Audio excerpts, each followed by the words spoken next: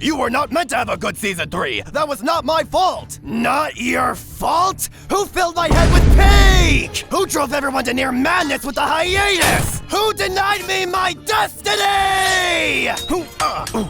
Surely it can't be that bad, right? This episode of Death Battle is brought to you by Angry Video Game Nerd 2, Assimilation.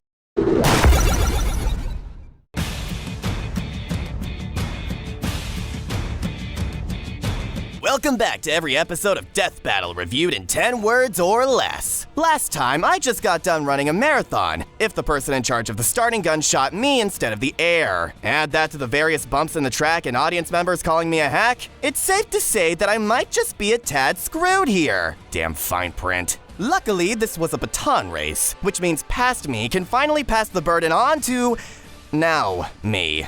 Okay, so to be fair, this video won't be nearly as long as last time. I mean, it couldn't be. I literally blacked out towards the end from exhaustion. Or maybe I hit my head on something? I don't know. My memory gets fuzzy after that line tracing tangent I went on. Guess I should be more careful with my analogies. Anyway, what really matters is that we finally made it to the era of the show where it actually gets to be treated like a show. It's seasonal format time, everyone! Instead of going on until Ben needs to hibernate, every year has its own self-contained seasonal cycle that goes for quality over quantity. Give or take. Thank the stars, because I don't know if I had it in me to review another season 2, or deal with another co-host. The number 2 is officially dead to me. It's nothing but number 1 on this channel, give or take. In any case, y'all are here for my unique opinions after all, the kind of stuff you wouldn't hear anywhere else. So, here's the spicy take you've all been waiting for. Season 3 leaves a lot to be desired. That's it? Daring today, aren't we? Yeah, I don't know what you guys expected me to say. Like, surprise, surprise, yet another Death Battle reviewer that doesn't like Season 3. But let's be real, is it actually bad? Yes.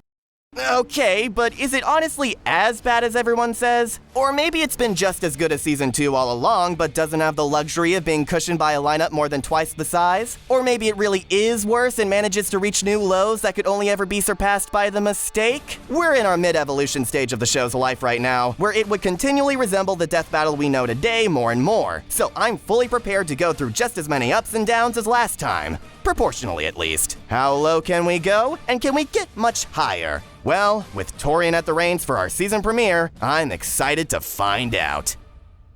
Oh man, don't tell me I've been slaying hot girls this whole time. Bayonetta, featuring Dante from the Devil May Cry series. So, kinda like with Season 1, Season 2 had an explosive ending that may not have been as big in scale technically, but emotionally was just as devastating, if not more so. Depending on who you ask, I suppose. So then that must mean they'd want to open up with something more lighthearted like with He-Man vs. Lion-O, right? In a sense, kind of. Although I'm pretty sure Torian's version of a clown act would find a way to involve flaming knives and an inexplicable machine gun. But hey, that's just another weekday for Hideki Kamiya characters. The first episode to introduce 60 frames per second, Dante's analysis was pretty good. It kind of reminded me of Kratos' rundown if it was more polished, in the sense that I appreciated the detailed checklist of his abilities and weapons, but felt the story stuff was a bit lacking. But like I said, this was much more detailed than a Season 1 analysis. So it's not like it felt too short, and considering the nature of the fight, the focus on his weapons was absolutely necessary. So any more story details could have bloated it. I'm satisfied with what we got, such as the way they introduced his business. Maybe if 5 had come out, they would have been able to end on a more thematic note. As for things that could have been improved at the time, maybe...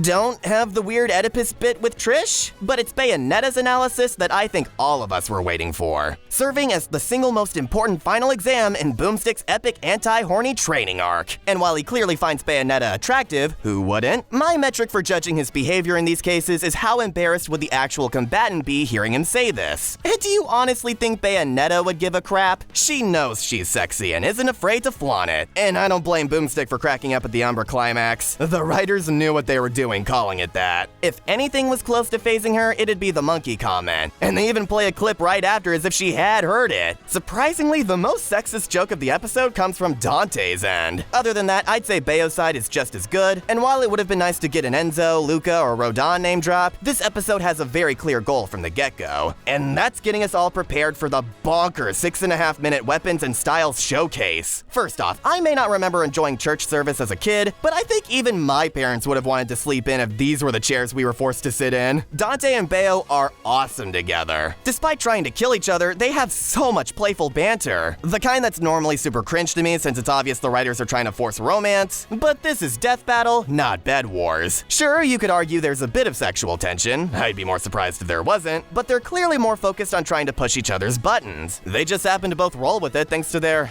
dare I say, devil-may-care attitudes. Because of this, unlike most dynamics on the show, theirs is so strong it feels like the first time I describe it as honest-to-God chemistry, not including actual partners. And it can't be easy pulling that off while still reminding us that this is a death battle. Stephen Fu and Marissa Lenti sell this attitude very well. What a disappointing finish. That all you got, sister? Now this is what I'm talking about. If you like that, you're gonna love this. Torian has not lost his touch one bit. If anything, his moves have gotten even crazier. The inspiration from Platinum Games is clear. It's funny how he once again borrows choreography from official source material, and yet the leg chokehold honestly feels more like a Bayo move than a Nero move. But I have to give serious props to John Francis McCullough for the motion capture stunts. This isn't the first time he's helped in that department, but I just have to give a special shout out for his work here in particular. The man has come a long way since trying to leak the show. We love to see it. While the initial church fight is impressive, they somehow found a way to crank things up even further by adding Trish and Jean into the mix. Like, holy shit, these tag team attacks and combos are crazy! Not to mention the epitome of extra. They literally did not need to include this bit at all. They're only here because of DBX and the fact that Torian couldn't help himself after the upgrade in hardware that was supposed to make his job easier. Morgan Berry and Don M. Bennett are a lot of fun as Trish and Jean, respectively. Like, they honestly have some of my favorite line reads of the season here despite the limited screen time. And I could barely even tell which ones are taken from Marvel vs. Capcom. This is gonna hurt. Bye-bye. Where did you get that outfit? A thrift store? You're one to talk. That color looks terrible on you. Bitch! Teresa, having some guy trouble? Not to worry, I've got this one handled. Wait, we're getting paid for this one, right? Come on. I also love the rapport both duos have, and despite technically being a filler addition, it makes the final showdown way more intense when they get separated, leading to the first time Dante sounds legitimately worried. It may not be for his own well-being, but this is where he activates his devil trigger mode and takes things more seriously. I've heard some folks cringe at this line from Bayo, Pretty or not, don't fuck with a witch. but it's a pretty cool reference and I love the use of her game's UI. But after Dante dispatches Madama Butterfly effortlessly, this makes Bayo falter too. She may have been caught off guard before, but this is where her confidence is truly shaken just like Dante's. These character moments are such an awesome way to get across that the fight is reaching its end, leading to a final sword clash in a moment that rivals the one from Wolverine vs. Raiden. It's a pretty good fake out given Dante reacted first, but then the very next shot focuses on one of Bayo's guns falling, leading to the incredible reveal that she got stabbed too. What makes this moment truly stand out though is that, aside from the odd chair and sword clash, Bayo had been successfully dodging all of Dante's attacks, the fatal ones at least, whereas he had been tanking them head on. Way to incorporate the final analysis into the animation. It even helps the choreography itself feel complete, as it would have been a little lame to see Bayo win after taking next to no damage. Though considering how fantastic the choreography was, combined with the end all taking place on falling debris, epic Deadpool vs. Deathstroke reference, I'd like to think I'd have forgiven it. And no, that doesn't mean this episode was biased. Hideki, my guy, you need to touch grass. I even saw some people somehow tinfoil that they made this episode out of spite because of Bayo getting announced for Smash, citing her being revealed at the Pokemon vs. Digimon live event, which happened to be the same day as her Smash reveal as proof. One of the earliest and most infamous examples of the Death Battle curse. It's Bayonetta.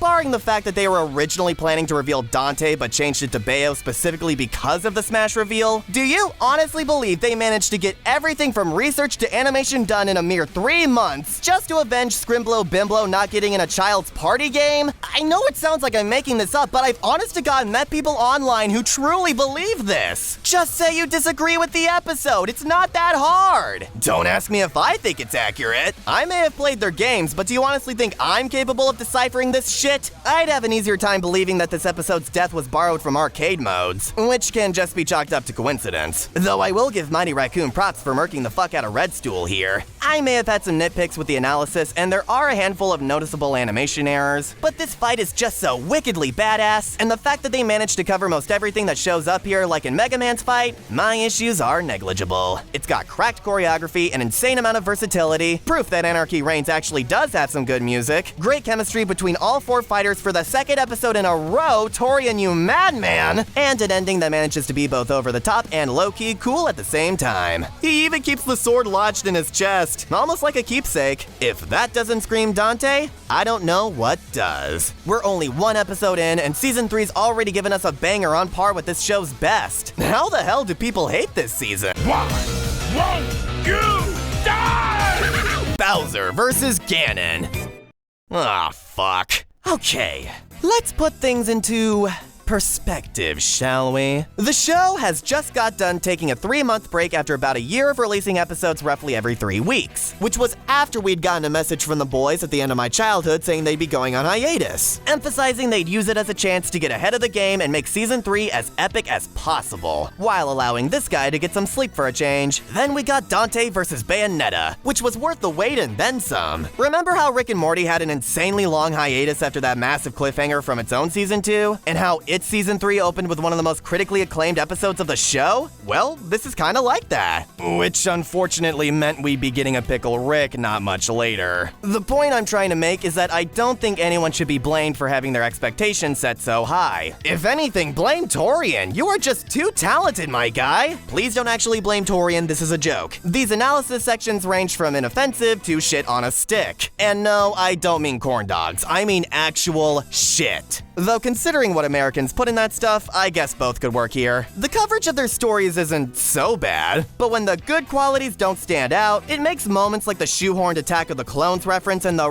really awkward turtle penis bit stick out so much more. Like, why are these things in a Nintendo-themed episode? It's so weird! But the alliteration moment was kinda cool. Peach and Zelda may have worse analyses technically since Bowser and Ganon are treated somewhat seriously, but at least that episode was able to justify the connections more, even if it was only surface level. Here, it really feels like these two were only paired up since they're both Nintendo bosses. And sure, you could argue they have a little rivalry, but that feels like a stretch to me. They're owned by the same company for Iwata's sake. If only Mario vs. Link existed, at least then we could have a Triforce going. Not to mention, from what they brought up in the analyses, it doesn't seem close at all either. Bowser's out here surviving black holes, and the most Ganon gets is a building falling on him. This pig is cooked! But you know what? Episodes with wonky connections can still be pretty good. Sometimes the animation potential is all a matchup needs. After all, these two have very different personalities that could lead to a fun dynamic. This one's done by Donald Ganya, whose last name is suspiciously one letter away from Ganon's first name. If Nintendo CEOs have taught me anything, perhaps we're in good hands. The opening is promising enough. Bowser's always looking for new means of power, so him awakening Ganon inadvertently is a natural setup. But then this episode's most noticeable flaw becomes apparent. We don't get Ganondorf, we get Smash Ganondorf. This has happened a couple times in the past and even later episodes, but this was forgivable for the most part since Smash movesets at least harken back to their characters, whether it be Fox's speed and firepower or Luigi's clumsiness. But Ganondorf is one of those characters where you just can't do that with. Shit, he's one of the most infamous characters in fighting game history because of this. The Demon King, master of evil spells and swordplay,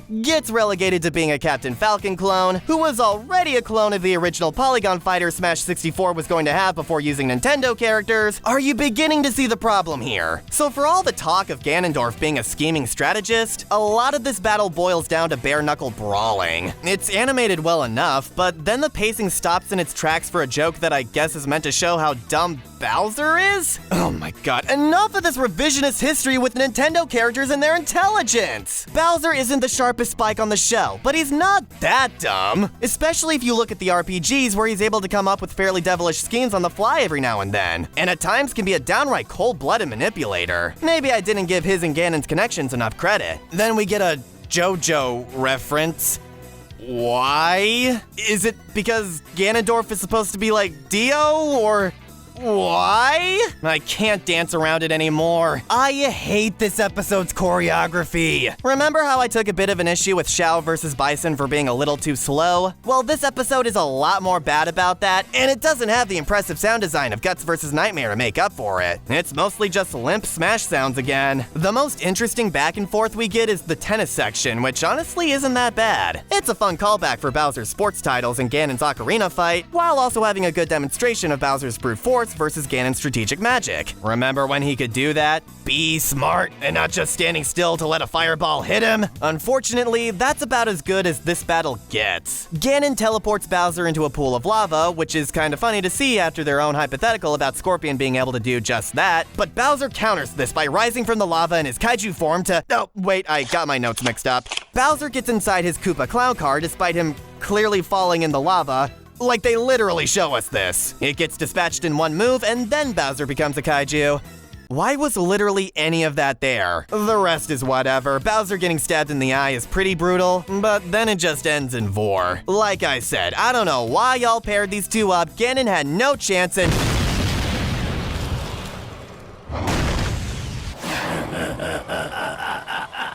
So, Ganon wins because apparently, despite their massive difference in strength and durability, Bowser doesn't have holy weapons. And Ganon can only die to holy weapons, meaning Bowser can't kill Ganon.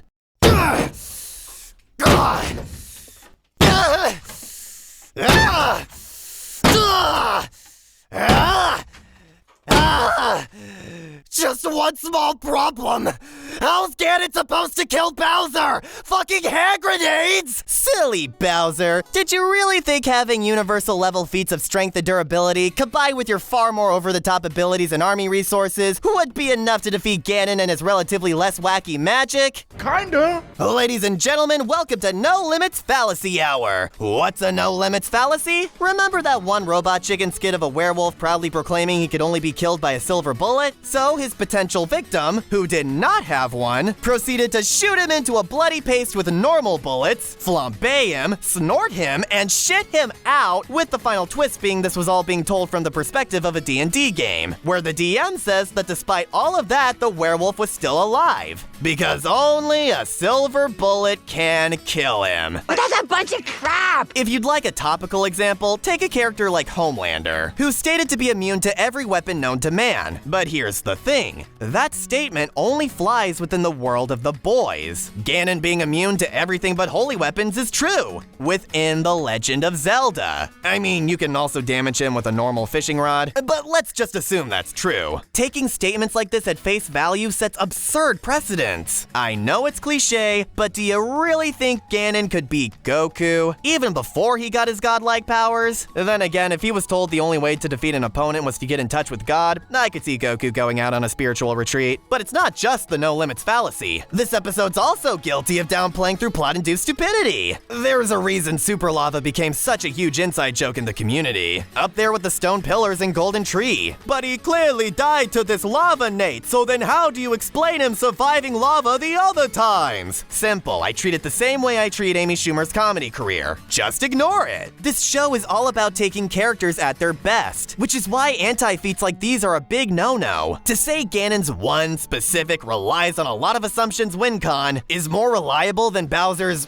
well, everything is disingenuous. I hope I've made it clear why this episode's reasoning is so bad, because it's one of the main inciting incidents that led Ben and Chad to promote their then volunteer research team to the show's primary team, which is awesome, because I think a lot of folks even now severely underestimate how important research is to the show. Hell, Ganon's next episode shows just how far they've come in that department. They truly are the unsung heroes of Death Battle. Because of that, I consider this episode a necessary evil. But don't get it twisted. That doesn't make me hate this one any less than I do. The analyses are cringe at their worst, the choreography is boring as sin, the sound design is uninspired, some of the sprites used are non-credited fan art, and the results are at least in my opinion, the most insulting ones we've gotten on the show yet. The tennis section and both of Brandon Yates' tracks do keep this from being a 1, but other than that, I just don't connect to this episode at all. And before anyone says my expectations were set too high by the season premiere, even if that one was just alright, or even outright bad, this episode would still be disappointing, especially for Mario fans. Once again, the trend of every Mario character getting disrespected except for Mario himself continues. Sure, DK had a good episode, but they still presented him as way dumber than normal. And if you happen to also be a Zelda fan like me, double whammy. Bowser vs. Eggman when? I guess I was just more of a Jak and Daxter guy. Ratchet and Clank versus Jak and Daxter. Damn. A little brutal seeing this episode and Dante vs. Bayonetta get an AVGN sponsorship while completely skipping over the last one. I doubt it was intentional, but that's kinda insane. Now, this is a rivalry that makes a lot more sense to me. Sure, they're owned by the same company as well, but they're also similar games released very close to each other that have been compared for years. Not to mention their rivalry cutscenes in PlayStation All-Stars. Insomniac and Naughty Dog even passed notes with each other when first developing both series. A level of cooperation that's pretty wholesome. Much like the tone of these analysis sections. They use way too many clips, but damn if it isn't nostalgic to come back to and a great mood setter. Once again, it's a lot of fun seeing the sheer magnitude of weapons get talked about. I know that had to have made a lot of fans happy. And hey, they finally managed to have a pace-breaking joke that was actually pretty funny with the cannon bit. Good on you, Nick. Both are solid analyses. But man, oh man, does this fight still slap. This is Torian's third 2v2 fight in a row. How does he do it? Right off the bat, the use of the music in Ratchet & Clank Crash Landing informs me this fight is gonna have a fun Saturday morning tone. I am now years old since figuring out this bird was pecking at a screw attack symbol. Like, I've noticed all the other ones, how did this one fly by me? For the most part, the cast does a great job falling into their roles. Daniel J. Edwards has the right amount of snark and naivete as Ratchet that mixes fantastically with Joshua Tomar's robotic yet stuck-up take on Clank. Oh dang, if this means he's been to space, that would explain why I haven't found any of the Tomar emeralds yet. The search never ends. They're both incredible sound-alikes for James Arnold Taylor and David Kaye respectively. That's the last time I let Quark fix the warp system. Actually, weren't you the one who overclocked the accelerator? Can't you go any faster? I wasn't designed for this. Same goes for Matt Shipman as Jack. While he didn't get quite as many moments to show off his vocal range as the others, it's still a fittingly intense performance akin to Mike Irwin. Hey, do you have any idea what you've done? Now am I forgetting any— Hey guys, welcome to our home. Make yourself comfortable on the couch. If you can find what's left of it. Well. Looks like it's us who needs to fix you. Oh, yeah, Todd Haberkorn as Daxter. I think the best way I could describe this performance when compared to Max Casella's original take is that it feels too strained. Every time he tries to yell or go for a comedic voice crack, it sounds like he's mangling his vocal cords and not in a cool way like Raiden's voice. Don't get me wrong, he still has great comedic timing. Mercy? No. But I can't help but feel like Todd was either miscast or not given proper direction. Just listen to Max's voice in comparison. The dude embodies Daxter and strikes an impressive balance between annoying and charming. I sometimes feel... Bird Dotzel?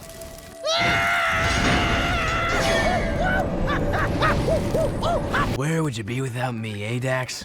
Well, Jack, I probably wouldn't be 2 feet tall, fuzzy, and running around in a sewer without a pair of pants. God, I miss pants. So dry!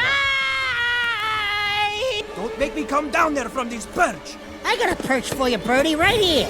Twirler! You can't separate the character and the voice. It's that good. I mean, shit, the dude played Timon in the first Broadway production of The Lion King. This man was born to play Rabbit Scrunklies. While not all of the performances were for me, the animation gives me a lot to love. Without a doubt, these are the most expressive 3D models we've gotten yet on the show. And it makes sense for a cartoony fight like this. It's not too high-tech, but they still get an impressive mileage out of Ratchet's resting bitch face. It leads to fun reaction shots, excellent comedic timing, and the weapons. moves. And I thought Dante versus Bayonetta was versatile. The back and forth dynamic of their weapons bouncing off one another feels never-ending and brings so much excitement to the action. The middle portion in particular excels at this and might be my favorite part of the fight. And no, I'm not just saying that because this is the part where Daxter is absent. It's got moments like the mass inverter, the airborne bickering, and my favorite line delivery of the episode.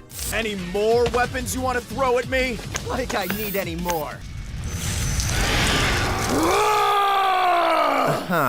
Well, maybe just one more. Then we get objectively the best use of the 1812 overture in media. You had one job, movie. Why would you blue ball us like that? And the use of hacks once again is great at showing off the results and how Clank was the superior sidekick. I like how Daxter jumped off of Jack's shoulder at the beginning of the fight only to immediately hop right back on him. He's trying his best, everyone. And with the death managing to maintain the lightheartedness, I'd say this episode stuck the landing. Barring the quirky analysis structure and my personal woes with Daxter, no disrespect, Todd, you're an insanely talented voice actor.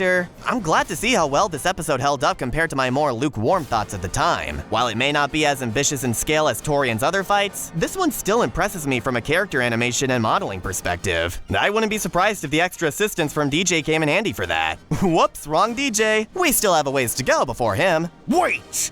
One more thing.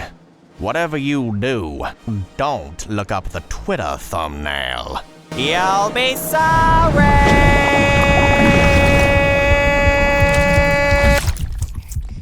Okay, you're strong, but are you fast? Yes. Flash versus Quicksilver. Worst reveal trailer ever. Why did it need to be 35 seconds long despite immediately showing that it was Barry, while also showing footage of Wally? And why couldn't they have dropped the act right after, like with Green Arrow versus Hawkeye? He was clearly gonna fight Quicksilver! Literally, who else? Being the first Marvel versus DC episode of the season, I was curious if the rundowns would be able to cover enough. And they're alright at covering their absurd backstories and showing off how versatile super speed can be. Wouldn't be surprised if this being the first episode to have the research team promoted to a primary part of the crew had something to do with that. The Fox and Marvel jab does slightly date this episode, and I find it funny how we get another one of those moments of Boomstick insulting Wiz, followed by the classic, "Hey. Bitch, you literally said one of the most fucked up things I've heard on the show not 5 minutes ago, and Boomstick didn't even flinch. Get out of the kitchen! But the brief scuffle towards the end of Pietro's analysis was fun, and they're getting better at presenting the comic panels in an interesting way. Well done, editors. Remember when your Death Battle episode got demonetized?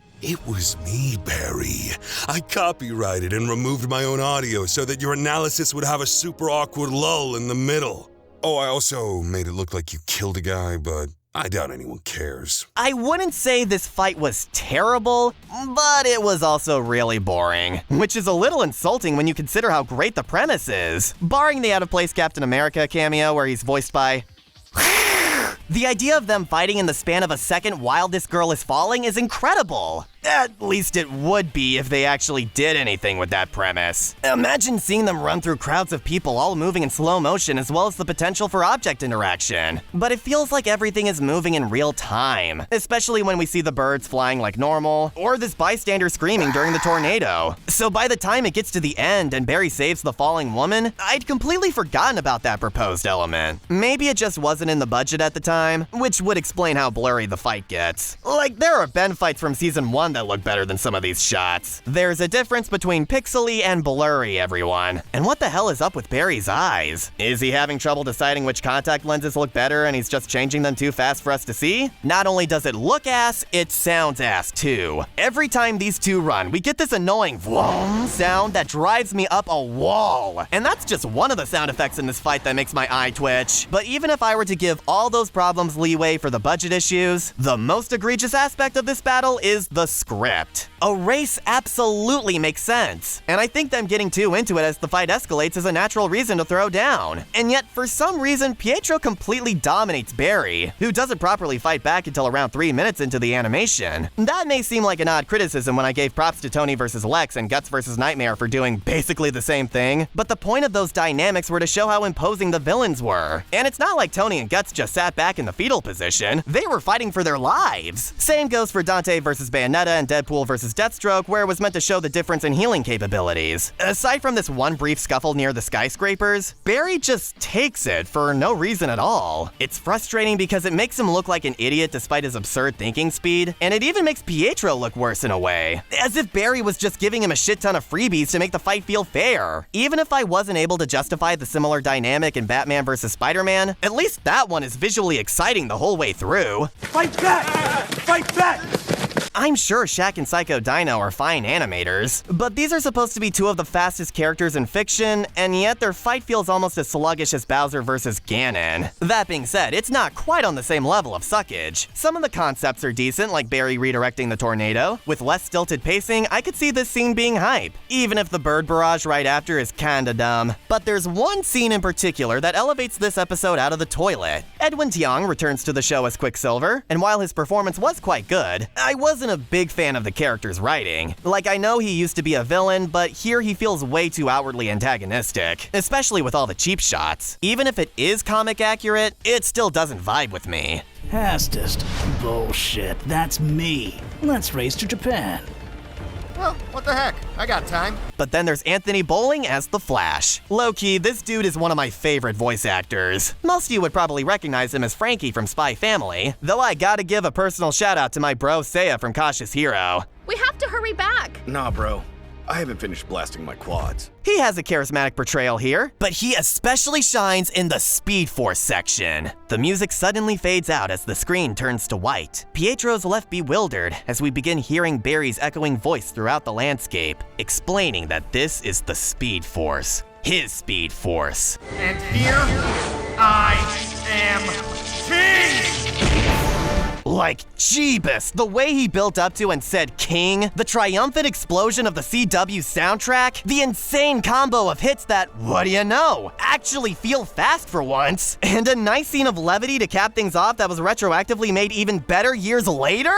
Where did this come from? I also appreciate how the results don't even try to hide the fact that Barry is simply in a league of his own. Though I will admit, they did trick me at the time into thinking they had similar speed with the whole radio wave spiel. Aside from a couple elaborations on Barry's powers, it's not like they were hiding anything from us technically. If you knew what an attosecond was, you'd likely already know Barry was gonna win no matter what. This episode is lame, but damn it, I just can't deny how well done that Speed Force scene was. So congratulations, Flash vs. Quicksilver. You have officially graduated to mediocre tier. Rejoice!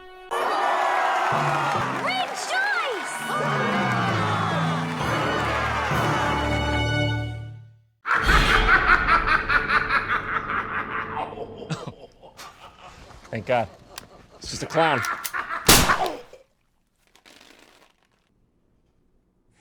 Joker versus Sweet Tooth. Oh, thank God, another Torian episode. Oh God, another Torian episode? Well, let's not think about that for too long. This was one of the only times where one character being revealed was enough to get me hyped. Like, Joker is one of my favorite villains of all time. He could have been fighting Mr. Blobby for all I cared, and with how many potential matchups he had, I was so ready to see the Clown Prince wreak havoc. And hey, the chosen opponent ended up being a really neat new franchise I never considered the show tackling, which is preferable over a consecutive Marvel vs. DC episode. Oh, and I never found Clown scary. Not trying to be contrarian, I just think people pretend to be afraid because it's the popular thing or whatever. Without a doubt, Joker has my favorite analysis of the season so far. I love how they play into the ambiguous nature of his actual origin. It's both fun and terrifying learning about all his gadgets, and I love the touch of how each clip shows off a different Joker actor. There are so many brilliant takes on the character out there. Who wouldn't relish in the opportunity to get a little crazy? Shout out to Tony Hale, and I thought the comics had crazy premises. But most of all, I appreciate how they set him up as Batman's near equal in smarts given how long they've been arch enemies. Kudos, Nick. Needle's analysis is just as great, acting not only as a detailed introduction to his past, but a fantastic introduction to Twisted Metal as a franchise. And I doubt we'll be seeing Twisted Metal return in the future either. So I really appreciate juggling the focus between Needles and the tournament. But as both analyses went on, I started questioning how the hell a fight would play out between these two. Sure, Joker can throw hands, but he's not exactly famous for it. And Needles has a freaking tank. think? Well, we can easily solve this by giving Joker one of his many cars from over the years and turn this fight into a Mad Max-style car battle. Think I'm reaching with that comparison? A majority of this fight's soundtrack comes straight from Fury Road, one of the greatest action films of all time. They knew what they were doing. The car section is a lot of fun, and the physics on the cars themselves hold up surprisingly well. We've come a long way since Detroit, or maybe that's just how traffic usually acts there. Needles comes out on top, which honestly, it'd be kinda sad if he didn't, since that's literally his game's thing. And then, I'm sorry, but I simply can't talk about why I love this episode anymore without going on a super specific tangent as it permeates this whole animation. We need to talk about Joker. Aw, so you do think about me. The way he's portrayed here is such a wonderful composite of his various incarnations and writing styles. The whole reason he and Needles fight is over a petty prank that even doubles as a reference to PlayStation All-Stars, a game that somehow has worse fight motivations than Death Battle ever did. Then after he gets knocked out, we get this incredible scene of Needles revving up his engine alongside the intense music. While I'm on the edge of my seat trying to think of what's gonna happen, Joker just eggs him on in a way that seamlessly combines references from two different films. After one of the quickest vibe checks ever, Needles wears his intentions on his non-existent sleeves. Joker could tell there was no way he would stop, causing Needles to fall right into the prince's hands. The fact that the door managed to flap open so that Joker could smoothly jump in is the kind of dumb luck that feels super fitting for him. And it wouldn't be a Torian fight without at least one badass movement like this. Then after that wicked scene, we go right back to prankster Joker with some funny gags of Needles getting fucked with. Look, man, I know you're trying to practice your tight five, but I can't have your ugly mug scaring away all the children. Then how am I gonna kill them? We then get a top-tier forearm weapon line from Joker. Okay, that's funny. Followed by a climax that ties all the action together. Gianni Matrigrano is an amazing Needles. He's a completely unhinged psycho like Joker, but in a far more blunt way, with gravel in his line reads that sound more like Clancy Brown than his Lex Luthor, funnily enough. Your roadkill! Roadkill! You hear me? Shut up and bleed, you mother... Oh, but Lucas Schoonman as Joker? Without question in my top 10 performances of the show. I almost thought they got Mark Hamill. His laughter and cadence is spot on. I like the model, but not really my color. Eeny, meeny, miny. All of them.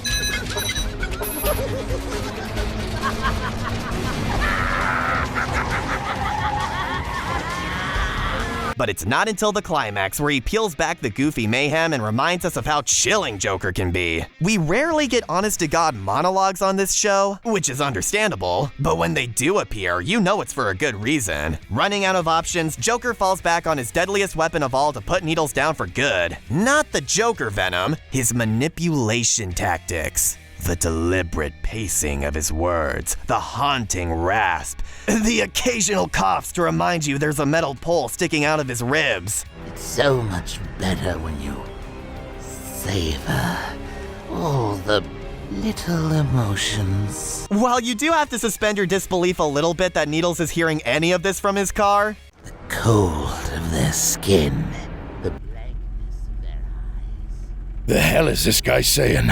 Better go check. it's still an incredible moment from the writing to the delivery. And when the venom gets used, the warped editing mixed with Needle's pained laughter that turns to exhaustion, as well as Joker's own maniacal laughter as he knows he's won. Shout out to Noel Wiggins for the sound mixing. Like, I don't care if you think this is out of character for Needles, this is a fucking awesome ending. Like, really stop to think about it. Everything up to now has been a thrilling, over-the-top Mad Max car chase, and yet the climax is one of the most intimate and unsettling ones this show has and will ever do. But it doesn't feel out of place because that's just how the characters are. What a bold and creative way to end a fight like this. And I thought Snake vs. Sam was stepping outside of this show's comfort zone. Seeing a character win through brain over brawn is practically unheard of. With DC scaling shenanigans, I'm sure Joker could kick Needle's ass if they actually threw hands, but that honestly wouldn't have felt right to me. Not only is Needles built like a brick house in comparison to this dried out tube of toothpaste, what I love most about the Joker is how he worms his way into anyone's head. Plus, seeing Joker win despite being way more physically fucked up than his opponent just feels right. This battle also looks really good. Joker is without a doubt the most expressive 3D model yet. Just look at his shit-eating grin. And you may not be able to see Needle's face, but just imagining what what kind of contorted expression he's making that rivals Season 8 of SpongeBob is probably way more scary than anything they could have shown. This fight even has attention to detail. The Joker-mobile from Arkham was really just a hallucination, but they get around this by having Joker spray paint the actual Batmobile, which is such a Joker thing to do. You can even see graffiti in the background of past Death Battle losers and members of the Screw Attack staff with their names crossed out, including Needle's name with a question mark on it, as if to imply Joker was planning on killing him from the very beginning! How does this episode not top more people's lists? Like, sure, it's not perfect, and you may prefer something more straightforward, but the fact that they not only successfully managed to work with such an unconventional structure like this, but also give us one of the most character-driven endings the show had ever done, I'd go as far as calling it timeless. Call me a DC fanboy if you'd like, but I am so glad to see one of my favorite villains being done so much justice like this. Or injustice in this case. When Torian and Nick find time to barbecue together, there really is no stopping them. I love Season 3! Spoon, spoon, spoon, spoon, spoon, spoon, spoon. Mewtwo vs. Shadow. I hate Season 3! Here's a fun anecdote. One of my younger sisters, Bella, is a huge Sonic the Hedgehog fan. So when this episode was announced, I actually convinced her to watch it with me in hopes of bonding with her. And after watching it, I had a lot of explaining to do to my parents on why she wouldn't stop staring at the wall for days. Thanks, Mewtwo vs. Shadow. So right off the bat, I kinda had to raise my eyebrows a bit. Would it not have made more sense to reveal Shadow first and have his coming back be the main selling point? Keep that thought in the back of your mind, we'll return to it. The analyses are pretty bare bones. They definitely could have been longer if Wiz and Boomstick didn't hand-wave the important emotional beats of their stories, but they're not too bad. It was nice to see Shadow fleshed out more from his last appearance, though it's still pretty forgettable. Oh, and don't think you guys managed to sneak that edgelord bullet point or the freaking description itself past me. I'm sure Shadow fans haven't heard that one enough. Also, Boomstick was way off his game here when it came to jokes. Like, how much sex comedy does one Pokemon episode need? I kinda like the joke poking fun of Mewtwo for being weak to bug types, but not enough that I'd end his analysis on it, which is especially noticeable since Shadow's closing note was pretty decent. Man, Season 3 is really inconsistent when it comes to that, but not as inconsistent as its fights. Before we delve into the quills of this one, I think it's necessary that I provide some context as well as dispel a popular urban myth in the Versus community. That being that this episode was animated poorly by Donimations on purpose as a final screw you to Screw Attack before quitting Versus Animations altogether. Once again, we have to give a huge shout out to Jonathan Frostethan. He went out of his way to track down Don, previously known as Donimations, to figure out what really happened behind the scenes. Turns out the whole making it suck on purpose out of spite story was completely false. It was more so a combination of IRL responsibilities and stress piling up, combined with the fact that the dude's AC was broken in the blazing hot summer while animating this. I totally don't blame him for recognizing his own limits and throwing in the towel. Animation can be a soul-crushing art to not only master, but also consistently be passionate about. And he certainly accomplished a lot more than I ever could in that field. I didn't mention it before, but it's not like his fights on the show had nothing of value. The rigging could be decent at times, and I really like some of these hand-drawn shots. As for why that original myth started in the first place, blame James Somerton, I don't know. So at least we know why this animation looks the way it does, such as the incomplete backgrounds and lazy DBZ clashing. Does that mean I'm as forgiving with this one as I was with episodes like Fulgore vs. Sector? No! The only interesting interaction we get is right at the beginning of Shadow comboing Mewtwo's shield, and the rest of the fight just goes through the motions with the most empty and boring choreography we've gotten yet. On top of that, Shadow is taken even less seriously than Luigi, Ragna, and Darth Vader put together, due in no small part to having one of the worst voice performances of the series. What's your problem, freak? Oh my god, I'm glowing! Why am I glowing? And Death Battle knows this. They literally confirmed in a trivia video that the voice actor was directed badly on purpose to match the style of Sonic Adventure 2. Barring the fact that they actually did get Curtis Arnott back, who had already given a pretty great Shadow performance back in Season 1, so like, why even bring him back? That line of reasoning spits in the face of the original voice actor David Humphrey. Considering English dub voice casts at the time weren't given much direction for video games beyond the general tone of a scene, the fact that it was even a little decent is still impressive. Maria, this is what you wanted, right? This is my promise I made to you.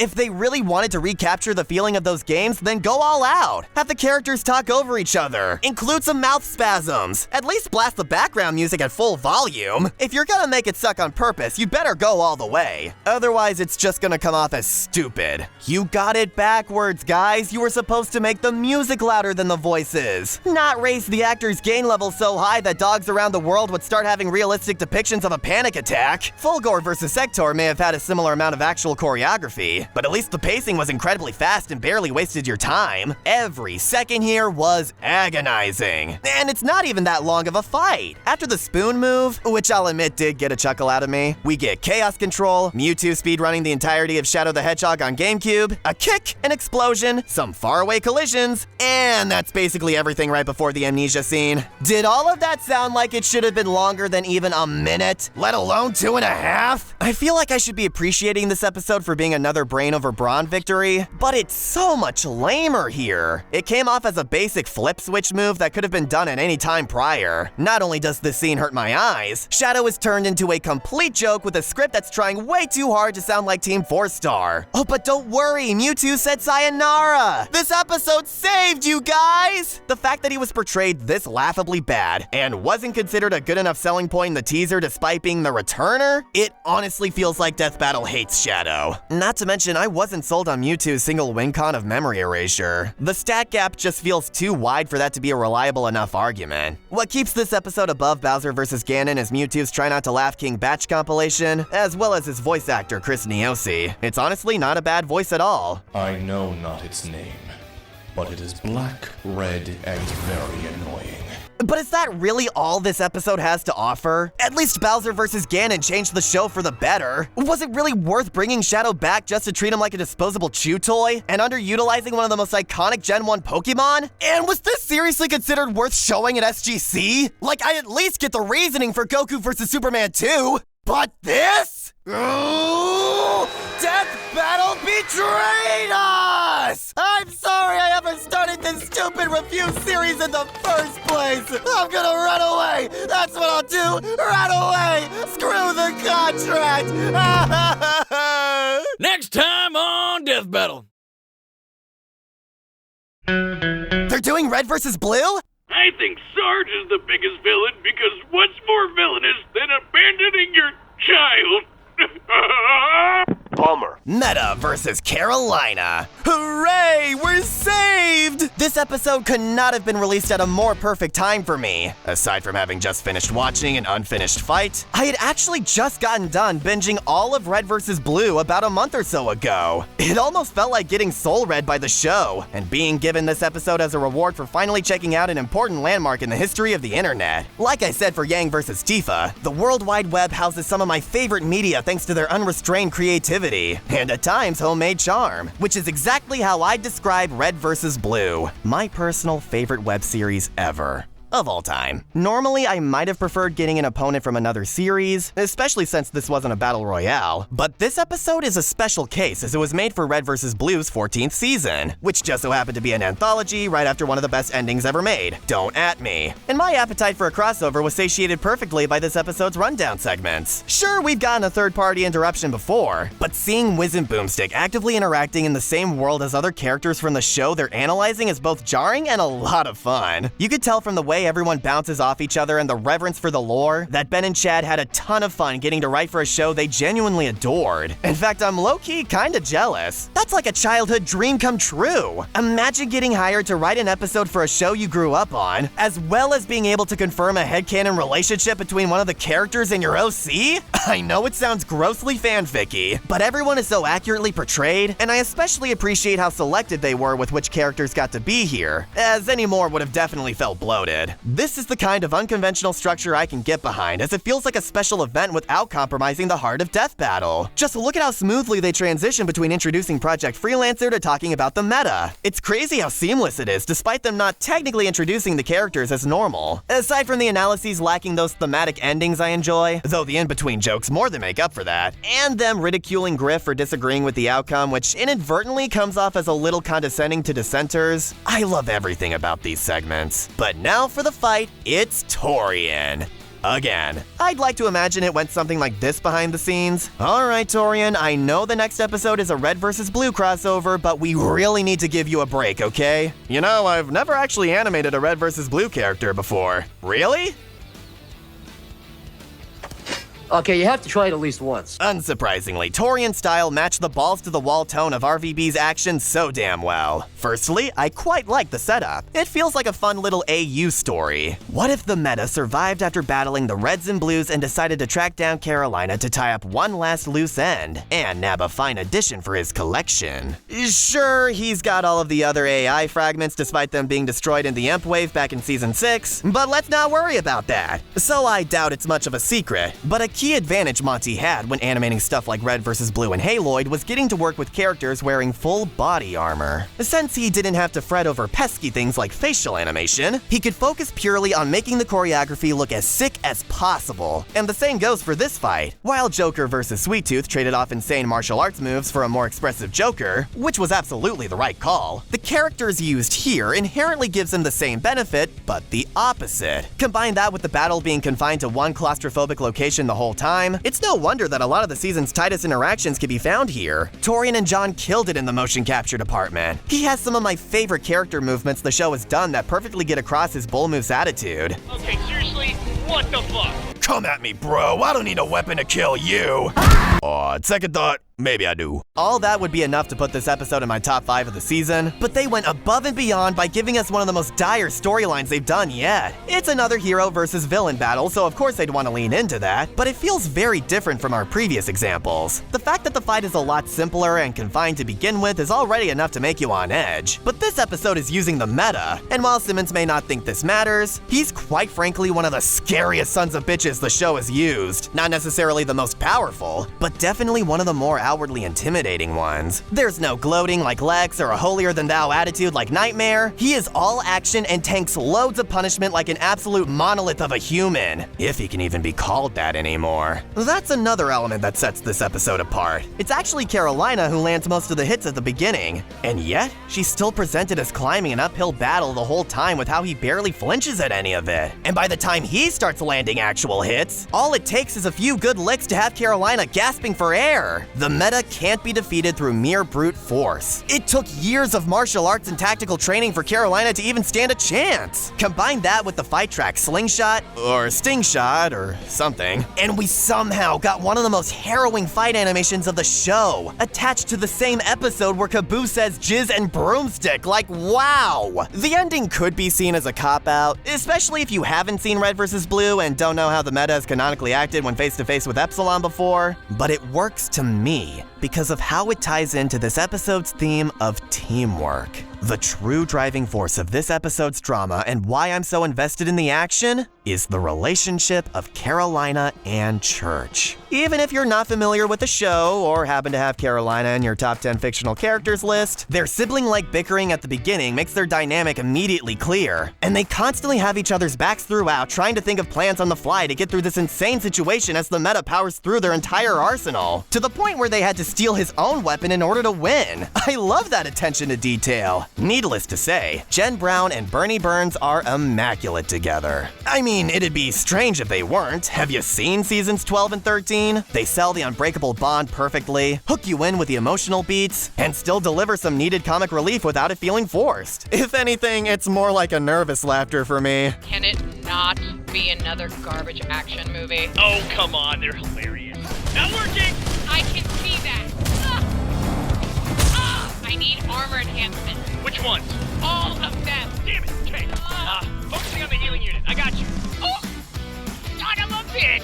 They sound just as natural as Barbara did as Yang, with the added benefit of having a lot more to work with story-wise. And of course, shout out to all the voice actors that work together to make the meta's unintelligible garble come to life. It's just as unsettling as the show. Their teamwork is what keeps them alive throughout. It gives me the same vibes as Polnareff and Iggy when they fought Vanilla Ice. One of the best JoJo fights, mind you. And that teamwork applies all the way down to the death. At the end of the day, it was the meta's warped mind that caused his downfall in the face of Church and Carolina's unconditional trust in each other. And I love how this theme is presented as their main reason for winning in the ending analysis. Even when Carolina is in over her head, Church will be there to pick her right back up. Sure, it would have been nice if they also mentioned why the meta was entranced like a child watching Coco Melon. But hey, I guess you could take that as more encouragement to watch the show if you haven't already. I would say stop after season 13, but I won't gatekeep you from checking out the rest. Just don't say I didn't warn ya! I know this episode already had an obvious advantage going into this ranking, considering my love of the subject material, but I think I've made it pretty clear that aside from a couple superfluous details, this is an episode that can be appreciated by anyone. It's funny, badass, terrifying, and heart-wrenching all at once. It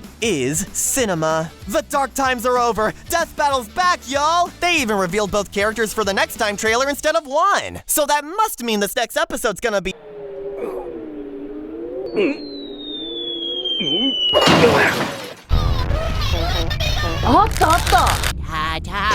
Ooh, watch out for those pointy bits. Cammy White versus Sonya Blade.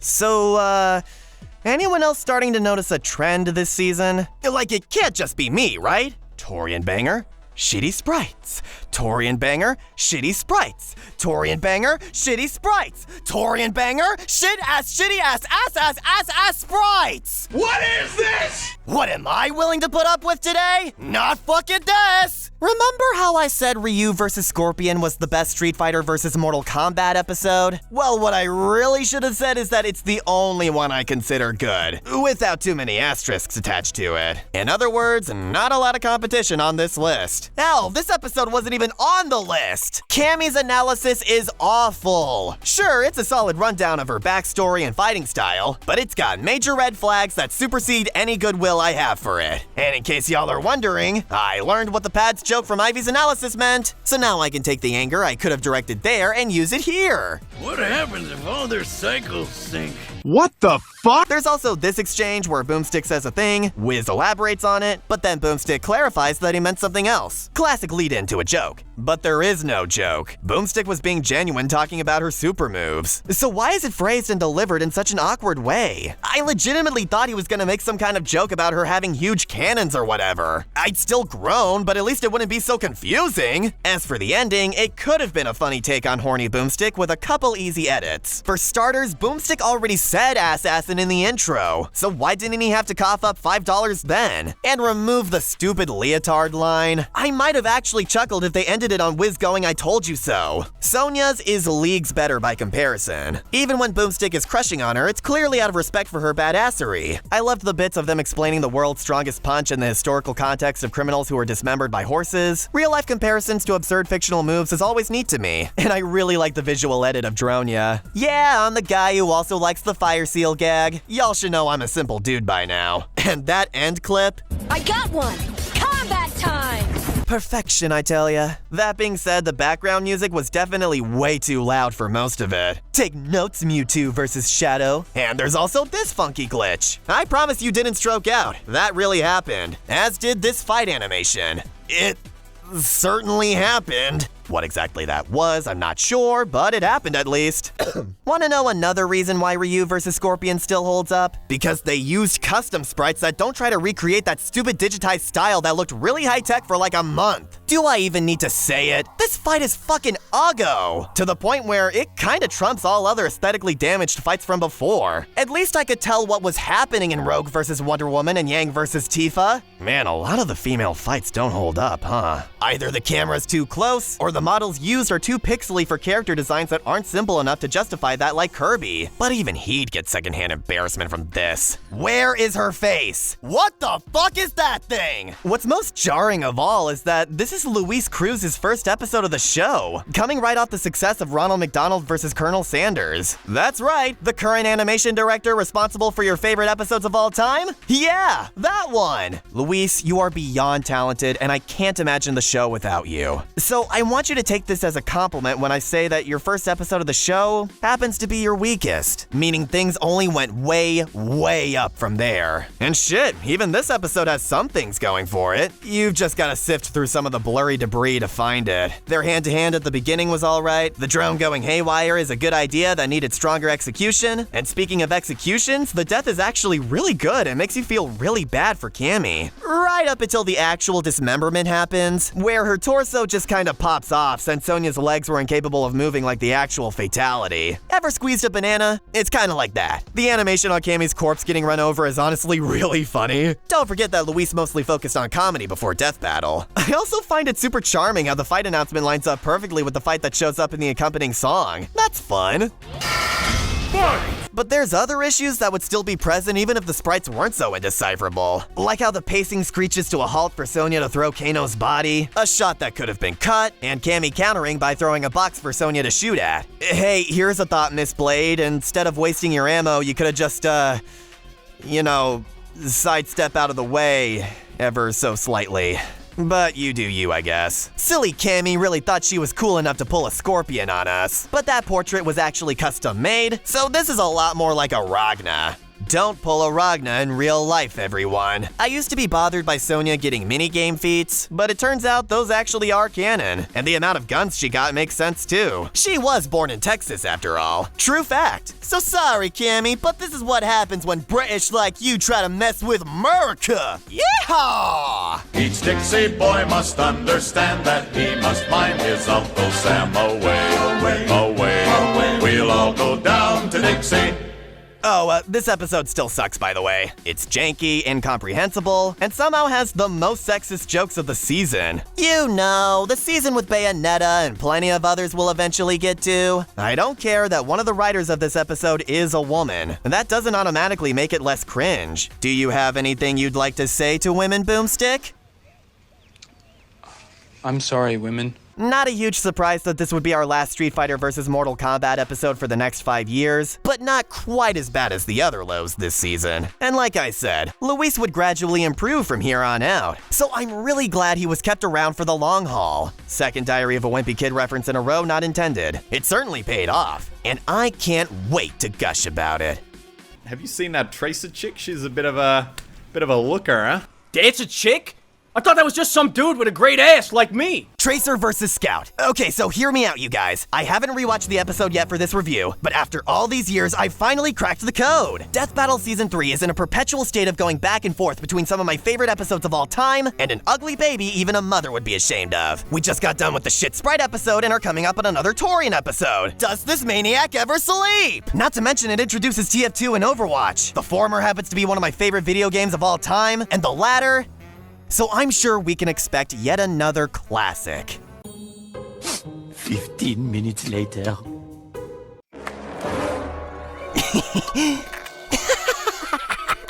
That's a good one. It sucked.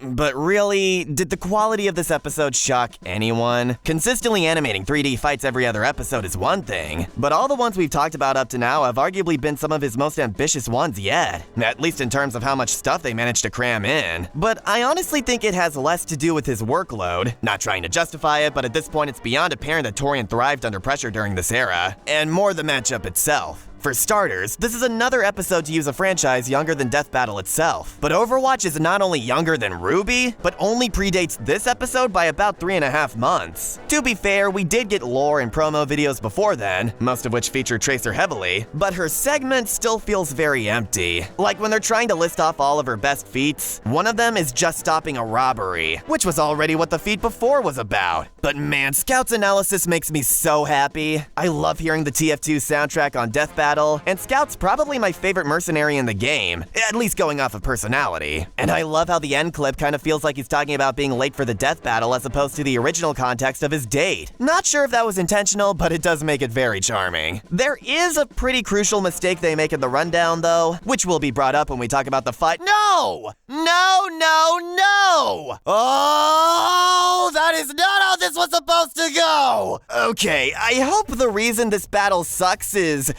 fairly obvious. Not to mention the actual representation of the franchises is outright sloppy. Like Scout pumping the force of nature like a shotgun, Tracer getting way more blinks than they said she should have, completely misinterpreting how bonk works like they did in the analysis by saying it makes Scout invincible, not dodging them. But they wouldn't be able to pull that off properly anyway, because aside from like the first minute where he does get a few parkour moments that are pretty cool, Scout barely moves at all. And if you've played Team Fortress 2, you'll know why that is downright slanderous slanderous to his character. It's Doom Guy all over again. But Scout doesn't even have the same crazy artillery to make up for it. He's limited to only 3 weapons as if it was a gameplay Scout, which wouldn't be so bad if he wasn't clearly up against a lore Tracer, who, like I said before, is given a lot more leeway when it comes to shorting out and recall distance than even the trailers do. And I can't even say it's an accurate gameplay Scout either because all of the bullets are clearly hitting him here, as you can see by Tracer's ultimate charging up. And he definitely shouldn't be able to swing his bat around cause you can't attack while under the drink's influence. Normally I would overlook something like this, but Scout in general is so ludicrously downplayed, like how they refused to give him his iconic rocket feat from Meet the Medic even while showing it on screen. We all know what sucks about this episode.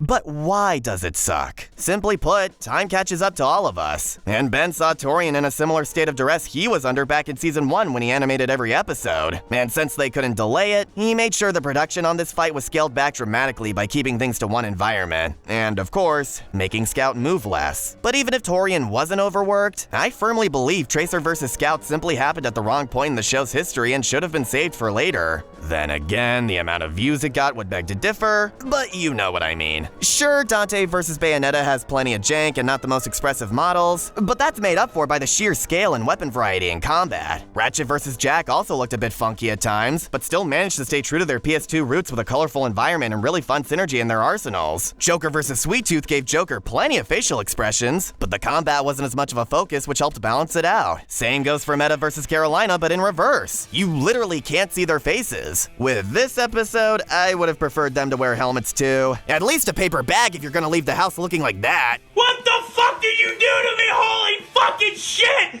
You sons of bitches butchered me! TF2 and Overwatch are 2 action-packed class-based shooting games that were praised for how expressive and full of life their characters are in a growing sea of realistic army games that blend together over time. And as we saw with Yang vs. Tifa, the engine Torian had to work with just wasn't friendly to stylized models. Something that would still be an issue even if the action was toned down more than it already was, which is why we get shit like this. Now with all that being said, despite how easy it is to nitpick this episode into Kingdom Come, it's honestly not that bad. Like sure, they get a lot wrong with the research, but for the most part, it still felt like I was watching Tracer and Scout when it came to their personalities. Elsie Lovelock is a lot of fun, and while I do think it was a massive oversight on their part not to at least reach out to Nathan Vetterlin, Alexander Gross is still very accurate to his mannerisms and cocky attitude.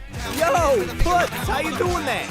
Not this time, Yankee! And the choreography does have its moments. Like I said, I love these parkour bits. And I wouldn't be surprised if where they stop happening is around the time Ben asked Torian to dial it back. The home run slam was sick, the song choice is fun even if I would have preferred a big band track, the recall moment is pretty hype, and I love how they have Archimedes fly out of Scout's hat, which has a 1 in 100 chance of happening in the game anytime you blow up as him. I still disagree with the result, especially now that we know Scout cannot die until he's slept with every woman on the planet. Good luck countering that, Miss Oxton. Alright, United Kingdom. I suppose this makes us even. For now. And if you want a better version of this fight, then check out the Winglets TF2 vs. Overwatch video. It still holds up. Maybe it's just me being easy on this episode with all its production woes, but even though it could have and frankly deserved to be a lot better, it's a lot more tolerable than I initially gave it credit for. And it still has that entertaining Scout analysis, so right down the middle honestly seems the most fair. And considering how biased I am towards TF2, a score that high really isn't so bad, especially for anything related to Overwatch these days. Sarge vs. Soldier Wen, or really any of the mercs, how has this franchise not returned yet? We even get our first Blue Apron ad.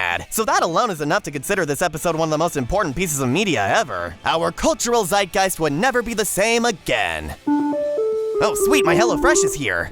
Yeah, well I'm sure if I had an Iron Man chest thingy and pointless ski goggles, I could teleport through time too. We're just blonde boys doing what blonde boys do. I'm Tommy. I'm Ethan. And I'm Jerome. Here's a one-way ticket to the blonde boy zone. Ken Masters versus Terry Bogard. Damn, they were not liberal at all when it came to the amount of runtime fighting game episodes could get this season. Luckily, unlike the last one, I'd consider this a short and sweet episode. Sure, the connections are surface level, but sometimes it's just nice to get a match that's aesthetically pleasing. I like this bit where they talk about Sulia laying on top of Terry to heal him without elaborating on her healing powers. It's so wonderfully out of context, I have to appreciate the magic of it. And I like the callbacks to Boomstick's poultry science degree and the finger painting. Those are the kinds of jokes that make a show's episodes feel more connected, you know?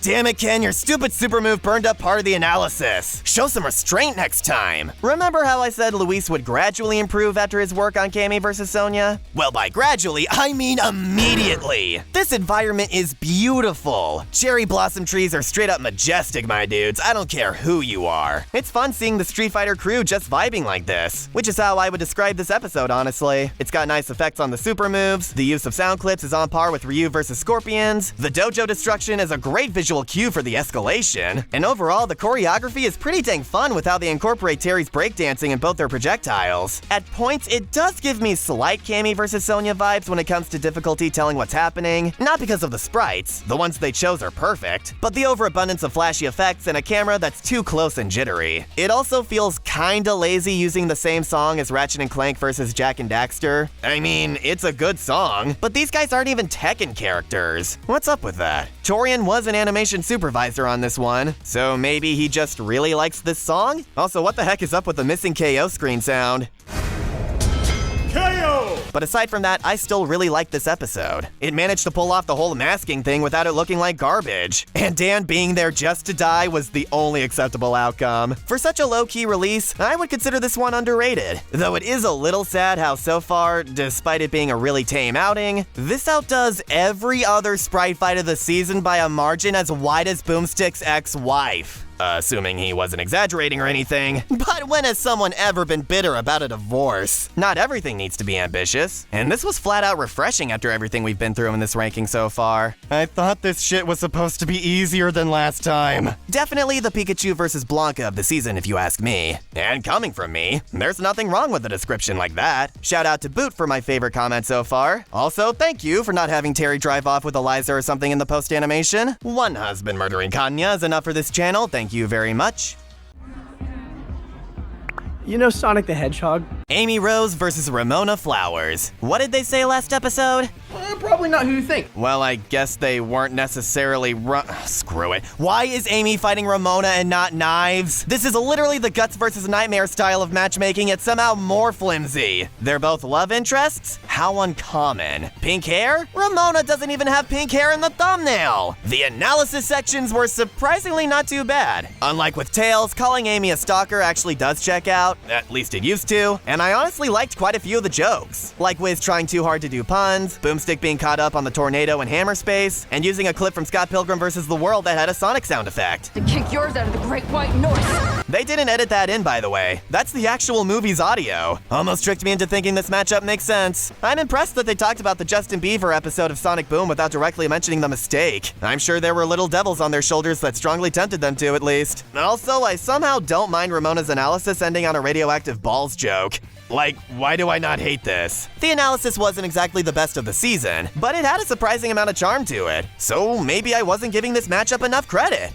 Nah, it's still dumb. The lack of voice acting really hurts this one. And don't tell me they didn't need it or weren't able to find voice actors. Mega Man vs. Astro Boy had enough action to make up for it, not to mention insane production issues. And even DK and Knuckles had sound bites at the very least. What's this episode's excuse? Ramona doesn't have sound bites in her game, so it'd be weird if only Amy talked? You know what? That's a compelling argument. It's a good thing episodes 1, 2, 3, 11, 15, 18, 19, 23, 28, and 36 don't exist to completely negate that point. Because of this, all we have to go off of is the facial expressions. And all I get from that is, Amy, hot-headed. Ramona, seriously, why don't they have voices? I wouldn't be harping on this so much if the action was at least cool. Caius is a good animator and the fight has its moments, but those are brought down by a lot of overarching issues. I already ranted about the lack of voices, but even though our fighters are completely silent, this is also probably the loudest animation of the season. Like, jeez! Did you really have to amp up the hammer effects that much? Amy does have a pretty good sense of speed and momentum that helps keep the choreography more engaging, but the first half still isn't that much to write home about. This POV shot makes no sense. But I think I was a bit premature likening this episode to Guts vs. Nightmare, cause it's really more of a Gaara vs. Toph. Passable first half,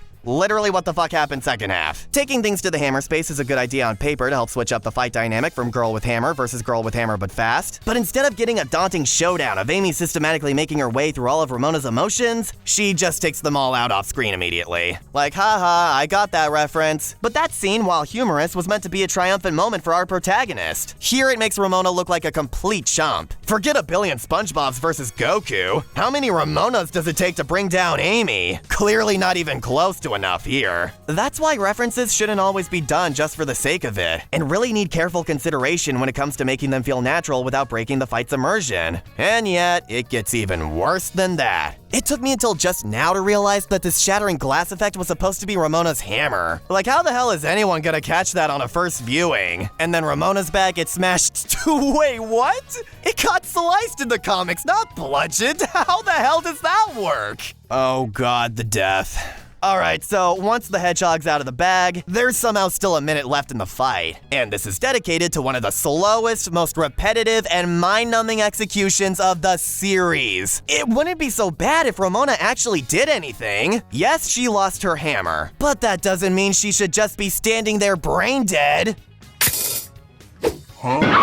Maybe if she actually had a voice actor, I could figure out her emotional state better. Or is the implication that she's staring blankly like this because her emotions got defeated? I don't know, I'm trying to give this ending something. It's just a bunch of arcade cabinets getting chewed up and spat out over and over, and there's zero tension because Amy basically already won. It does not have the emotional weight of something like Tony vs. Lex to justify the bloated runtime. But they needed to stretch out the runtime to at least 3 minutes. Bullshit! Ken vs. Terry was 2.5. It didn't feel the need to outstay its welcome. It knew what it was and embraced it. But what's even more infuriating is that instead of bloating the runtime with this damn arcade-nado, why not make it shorter and dedicate that extra time to an actual fight between Amy and the clone army? I know animating a bunch of characters is hard, but if you want a longer runtime, you have to justify it. This is the definition of insanity. Or at least Far Cry 3's made-up version of it. The analysis had funny moments, but that hardly makes up for an animation that's passable at best and brain rot at worst.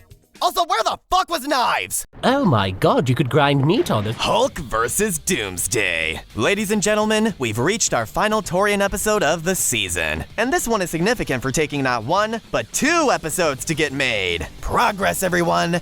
Progress. And considering the fact this episode was so radioactively powerful, Torian's computer nearly got destroyed trying to render it, I think the extra wait time was a little more than necessary. The waves of destruction these two leave behind can't even be contained by the laws of metafiction. Where have I heard that one before? So once again, we have another matchup that was swayed by the fans. Originally, we were going to get Hulk versus Broly. No, not that one. Yeah, that's it. And it was pretty far into preliminary research, too. Until Doomsday appeared in the trailer for the worst movie ever, and all of a sudden everyone switched over to wanting Hulk versus Doomsday instead. Like a hive mind, as Ben put it. So despite having already started on the initial idea, Ben was convinced by fan feedback to tackle Doomsday instead. And in hindsight, this decision absolutely paid off. This is the one time I'll give a Hollywood trailer that reveals too much of its plot a pass, considering it was the inciting incident. Not only did it mean we'd end up getting a better version of Broly on the show 4 years later thanks to Super, I'm just gonna come right out and say it. This is the best Marvel vs. DC analysis of the show so far. Even if there are some comic characters whose sections I prefer individually, these two are the best when looked at together. It's an incredibly engaging recounting of their backstories with the most interesting use of comic panels we've gotten yet. Kudos, Gerardo! Hearing about Doomsday's origin in particular is one of the funniest moments of the season from how absurd it is even by comic standards. And Nick took full advantage of this with some incredible commentary from Wiz and Boomstick dunking on the pseudoscience and just Bertrand in general. So congratulations, you withered old shark penis. You're officially the worst. They even called back to the baby launcher patent. I told y'all this was a compelling arc for Boomstick. I like this visual note here since our hosts don't even acknowledge it verbally. I like how both end clips have different tones despite both being about beating the shit out of someone. But I really love how the feats focus more on Hulk's offense and Doomsday's defense, which helps set up the theme of the battle as, in Death Battle's own words, an unstoppable force versus an immovable object. Can Hulk's mind-bogglingly absurd strength overcome Doomsday's frankly ludicrous immortality? And since it's a hero versus villain matchup, that helped the fight feel even more natural. Nothing too deep, obviously, but I can totally see the Avengers shipping out the Hulk as the first line of defense against this mysterious alien of similar physique. Are you sure you don't want our help, man? Nah, Hulk win. Would they allow for this much collateral damage? Oh, not a doubt in my mind. Why do you think some of these civilians clearly ran right up to Doomsday? I can't handle living in comic book land anymore. Give me the sweet release! I've seen some complaints about Earth not getting destroyed, and I can see the problem there if you're worried about proper scaling, but this battle still has some of the most collateral damage we've seen in an episode. Even the very first punch is enough to send bystanders flying in every direction. Sure, planets are bigger, but there's something about seeing buildings and roads crumble to dust that makes it easier for us Earthbound mortals to comprehend the destruction better. Plus, it makes the times they do blow up the planet more special. But even then, this episode still feels more catastrophic than most despite just being on a city scale. The choreography takes full advantage of their absurd strength, not just for the kinds of CQC we're used to, but also gravity-defying jumps and stage transitions not unlike Injustice. I thought this model looked familiar. Love that hyperactive ponytail. Also, fuck you, Hulk looks fine. Y'all are just being mean. So thanks to the absurdity these two bring to the table, we get insane shots that aren't always possible, like the fucking Doomsday dropkick through the bus? Oh my god, we're just getting started! Never has a battle kicked things into high gear with so much testosterone so quickly. Using songs from Metal Gear Rising and Guilty Gear was a no-brainer for accentuating this. But there's a really underrated part of the choreography that, once you notice it, makes you realize how much smarter and thought out this battle is than you might think from the surface. Like, obviously there are incredible moments of silly badassery, like using the cars as boxing gloves. I'm a big fan of the way the police siren glitches out, but really pay attention to the way Doomsday acts and responds to Hulk's power. It starts with Hulk gaining the initial advantage during their exchange of punches. Doomsday gets knocked down to his knee, takes a moment, recollects himself, and gets right back up to wipe the floor with Hulk before sending him flying into a distant building. Hulk doesn't get an advantage state back until he starts pummeling Doomsday with cars as opposed to his bare fists. He then performs an awesome thunderclap move that makes Doomsday feel discombobulated, until he starts powering through this to stop Hulk, this time only needing a single punch to leave him visibly injured. Then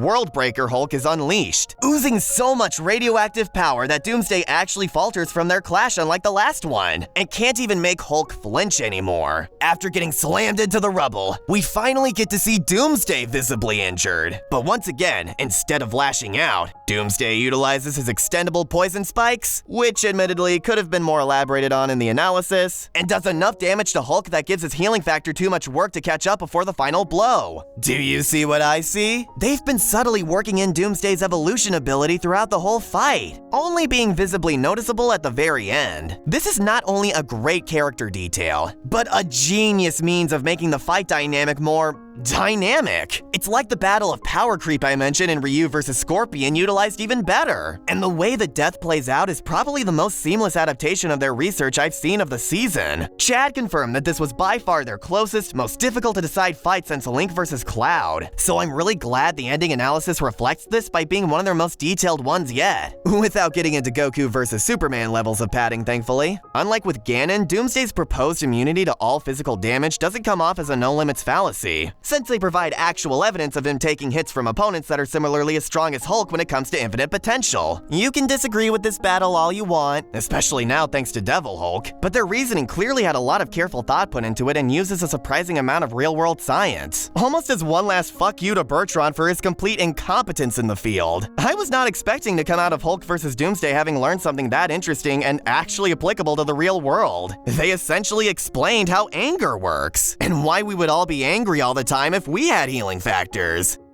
Maybe that's why he's such an asshole. And this is reflected one-to-one in Hulk's final moments. He's far too injured to continue. Even keeping his balance is taking all of his remaining strength. His breathing becomes slower and more faded. Our angry green giant is no longer angry. He's physically incapable of it. Therefore, he wasn't strong enough to protect the city. And it's honestly a pretty somber note to end on, with this being our first hero versus villain episode where the villain wins. Screw that noise. This is Testosterone Central, people. Doomsday lays down a beating so relentless that it builds up in intensity and speed to such blindingly fast rates that the blood even gets on the camera lens. It's such beautiful, raw violence. It's hypnotic even. Yes. Punch him. Punch him! So yeah, this is my favorite death of the show so far. If I had to nitpick a little bit, I wasn't the biggest fan of Parker Bohan's Hulk voice. This is actually his second performance on the show, technically. I didn't mention it before, but he was also credited for providing Tony's facial capture. But this is his first actual voice role, and while it wasn't bad, it didn't sound intense enough to really feel like the Hulk to me. Sometimes his voice is too quiet to even hear what he's saying, though that's more of a mixing issue.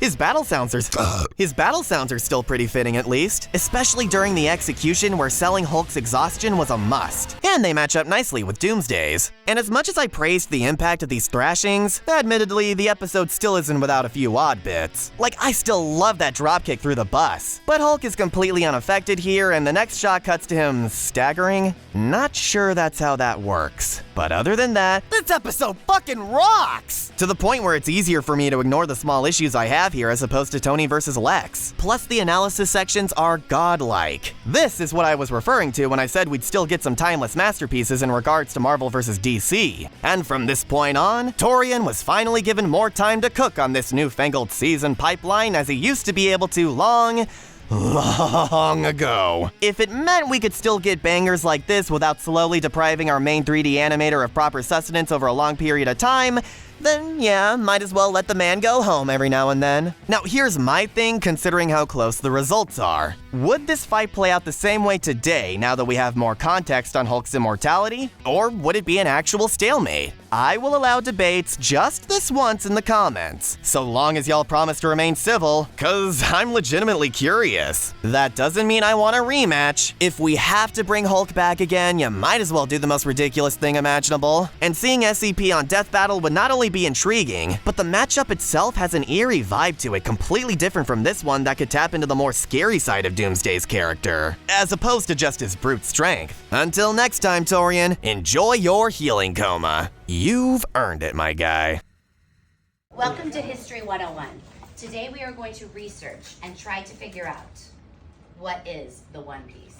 Roronoa Zoro versus Urza Scarlet. Damn, we haven't had an anime character on since Astro Boy. And it's two series notorious for how astronomically long they are? No wonder research began 5 to 6 months in advance. They clearly learned their lesson after Gaara's episode. Yet despite the franchises being used, the analysis sections are surprisingly short. Like, if they were any shorter, I would have thought it was written back in season 1 short. I like how they can't decide whether or not the Kiss anime watermark is worth blurring out. They're both decent coverages of their backstories, but I guess I was just expecting a bit more world building than we got. And I don't think this clip was very necessary. But there are still some good jokes, like Boomstick's shotgun wood carving, his Neapolitan analogy, and this really endearing moment of Boomstick referencing fantasy games, which makes Wiz really excited that he remembered. Exactly. I could just imagine in my head Wiz trying and failing to get Boomstick into his nerdy hobbies, and while it may not be his mug of beer, Boomstick at least puts in the effort to give his friend's interests a shot and even retain some info. Am I reading too much into this single bit of dialogue? Whatever, I still like it. And I still like this fight, too. It's Luis's final animation of the season, and damn does he deliver. Incorporating all of those armor sets could not have been easy. And there's a lot of variety in the way these two clash throughout. Caitlin Barr is quite good as Urza. She delivers some great lines and feels as on the nose with her knighthood as I imagine her, if that makes sense. Aha! You're the one I'm looking for. Come peacefully and you won't be harmed. Kaiji Tang stole the show for me. This dude is one of my favorite voice actors of all time, and this was his first of many iconic performances on Death Battle. He sounds stoic at his core, but has some really funny moments of self-aware frustration and even silly screaming. Well, I guess we're doing this now.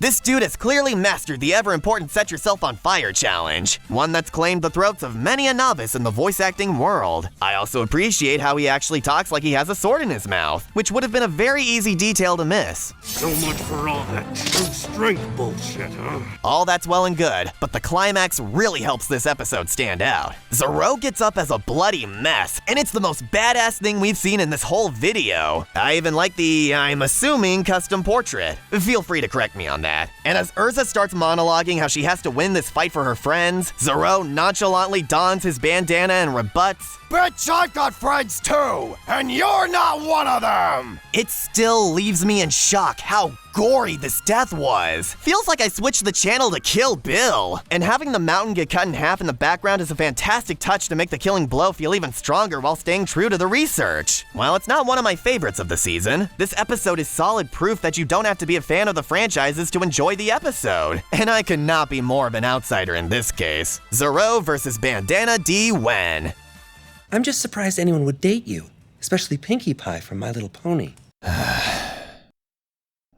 Deadpool versus Pinkie Pie. Look, I'm gonna be real with you guys. This review is already turning out way longer than I assumed with the smaller episode count, and I don't think there's much of a need to beat a dead pony into the ground. Hulk versus Doomsday was clearly a better fit for the finale, yet we got Deadpool versus Pinkie Pie instead, and nowadays this, as well as any other pony episode, leaves a bitter taste in my mouth for personal reasons. So I think it's best for everyone that I just give this a 5 out of 10 and call it a day. How's it going, dude? Oh, hey, Deadpool. Deadpool?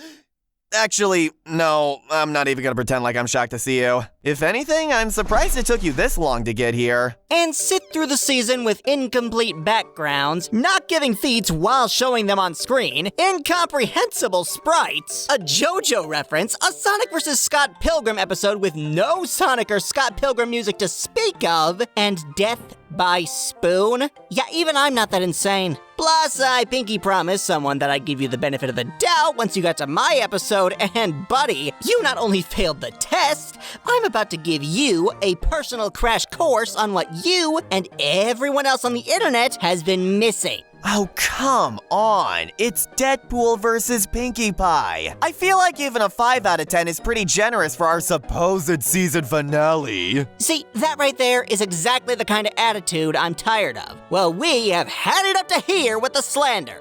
What do you mean by we? I think it's time we taught you a lesson. Walk with me. Hey, no, that is a terrible idea!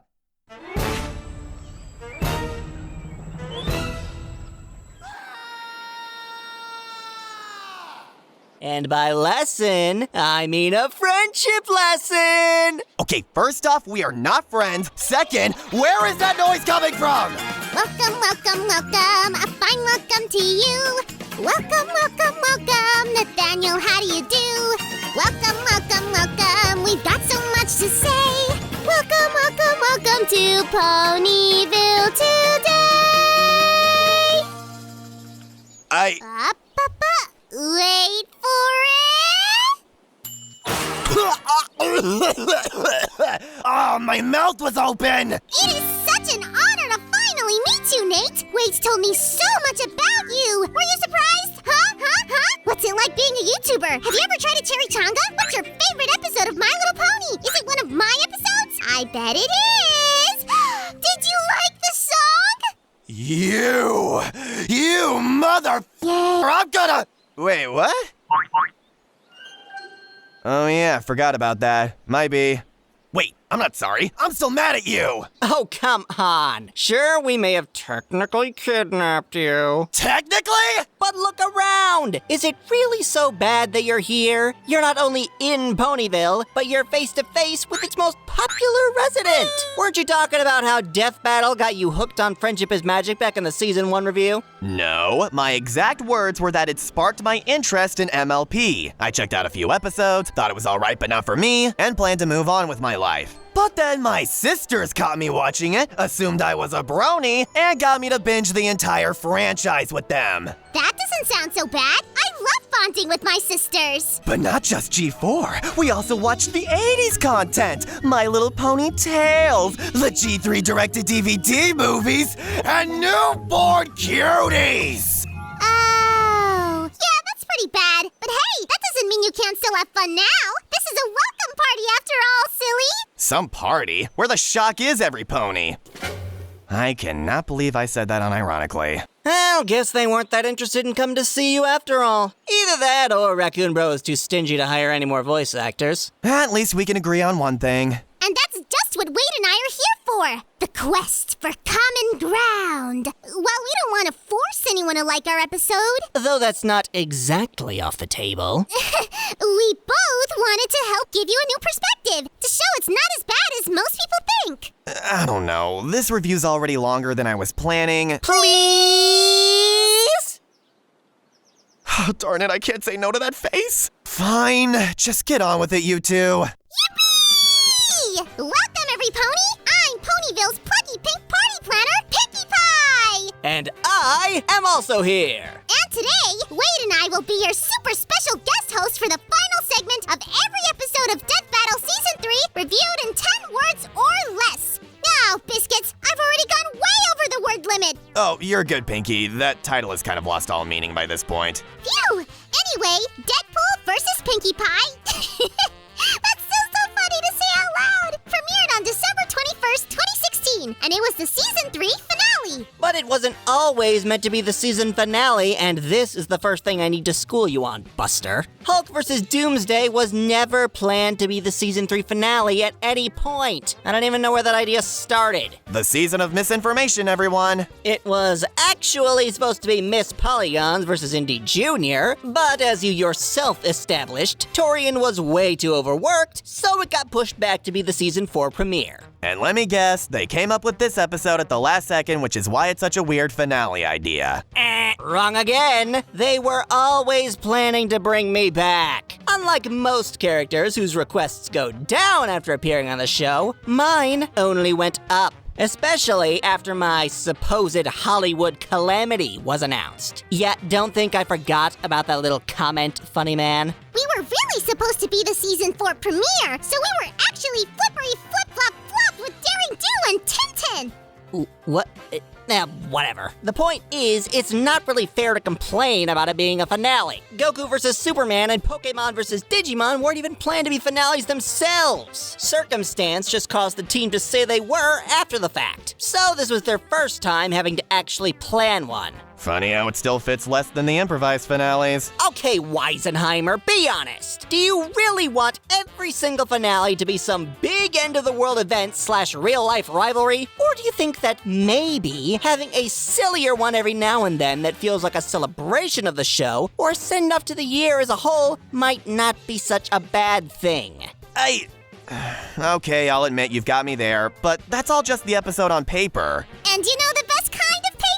Wrapping paper! You can bundle up all sorts of incredible gifts and trinkets, like a brand new mixing spoon, a glowing horseshoe, and a fun episode all about breaking the laws of metafiction. I don't know about that second one, but this intro does get you into the mindset of what the episode is going for right away by showing the clip of he who probably shouldn't be named by me, manhandling his strikingly rat-like creator. And what's more, I'm a returning combatant from one of the most beloved episodes of the show. You praised my analysis from last time, so what's not to love about more of me? Go on, no need to hold your applause. Shower me once more with your honest thoughts. Don't hold back. Okay, maybe hold back a little.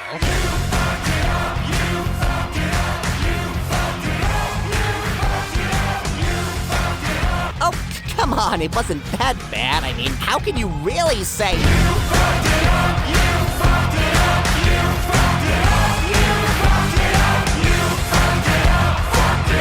All right, I get it. Sheesh, tell me how you really feel. Well, hey, wait a minute. How did you even say any of that? The age rating hasn't changed. I've been trying to find my way around those pesky things for years. The guy voicing me certainly doesn't help on that front. You know, I somehow keep forgetting he's helping write this script. Simple. After what I've had to sift through in this video, there's no censor in the world that's a match for my pent-up, unadulterated rage. This is still my channel, and I'm not about to compromise my feelings. I'm so proud of you, Nate! Bottling up your emotions instead of expressing yourself is never a good idea. Believe me, I know. Oh, thank you, I guess. That being said, could you maybe not talk like that anymore for the rest of your stay? Technically, we're not really on your channel anymore. And since this is still a YouTube video, we're actually on a live stream. Really? Whose? The official Friendship is Magic channels. Whoops. Sorry, kids, but hey, at least now you have a cool new band to add to your playlist right next to the Wiggles and Thomas the Tank Engine. When you're older, of course!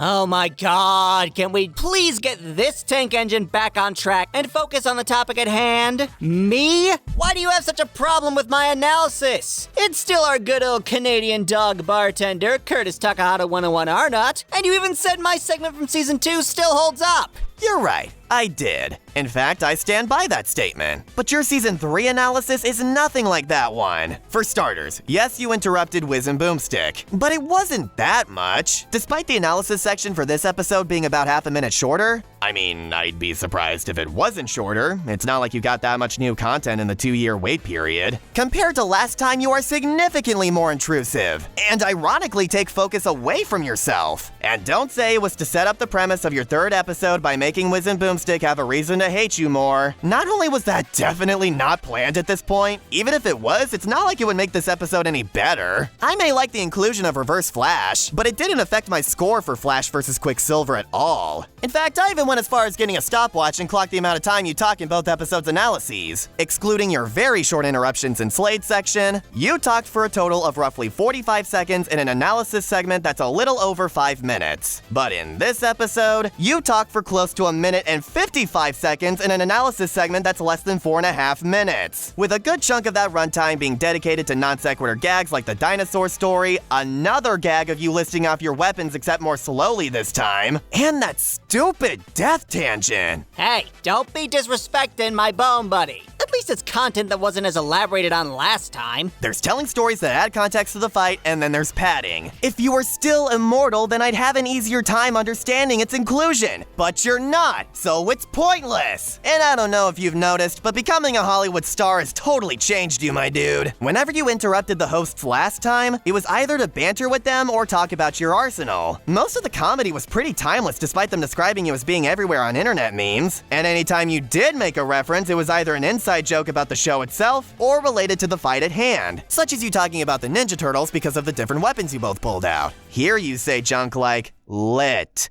selfie, hashtag no filter, Facebook status. Naruto stuff? Like, since when have you ever talked like this? Aren't you in your 40s? First off, never ask a Canadian his age. Second, I'll concede I might have gone a bit overboard on the memes, but hey, at least I still sound just as good. Oh yeah, I really loved hearing Curtis's fake Australian accent and his constant pitch fluctuation when saying things like, "Sucks to be a galactic lord." I still love the guy, and his performance is a lot better in the actual fight, but he's gone from just annoying the hosts to being actually annoying. Oh, like you would know anything about voice acting. Face it, man, you were brought back way too soon. Most of the feats and comic panels we see were already talked about before! At least Boba Fett vs. Samus has the remaster excuse. Would it not have been cooler if this episode leaned in on the whole metafiction theme by having you actually mess with the footage and panels even more? I swear, we got more bits like that in your last episode. The more serious one. Like, sure, we get some graffiti on the bullet points. Again, already happened. The only new thing this analysis provides that I kinda liked was the pencil erasing bit. But even then, you make fun of Spider-Man for a second time in the same video. And you even did that already! Look, if you really want to know why I was brought back so soon, Death Battle saw how well my movie was doing, you can even see it in my feats, and practically begged me to return. When you're as popular as me, Natty, it's important to capitalize on it. In fact, I wouldn't be surprised if they asked me to come back a 4th time after Deadpool and Wolverine comes out. I bet it's gonna suck.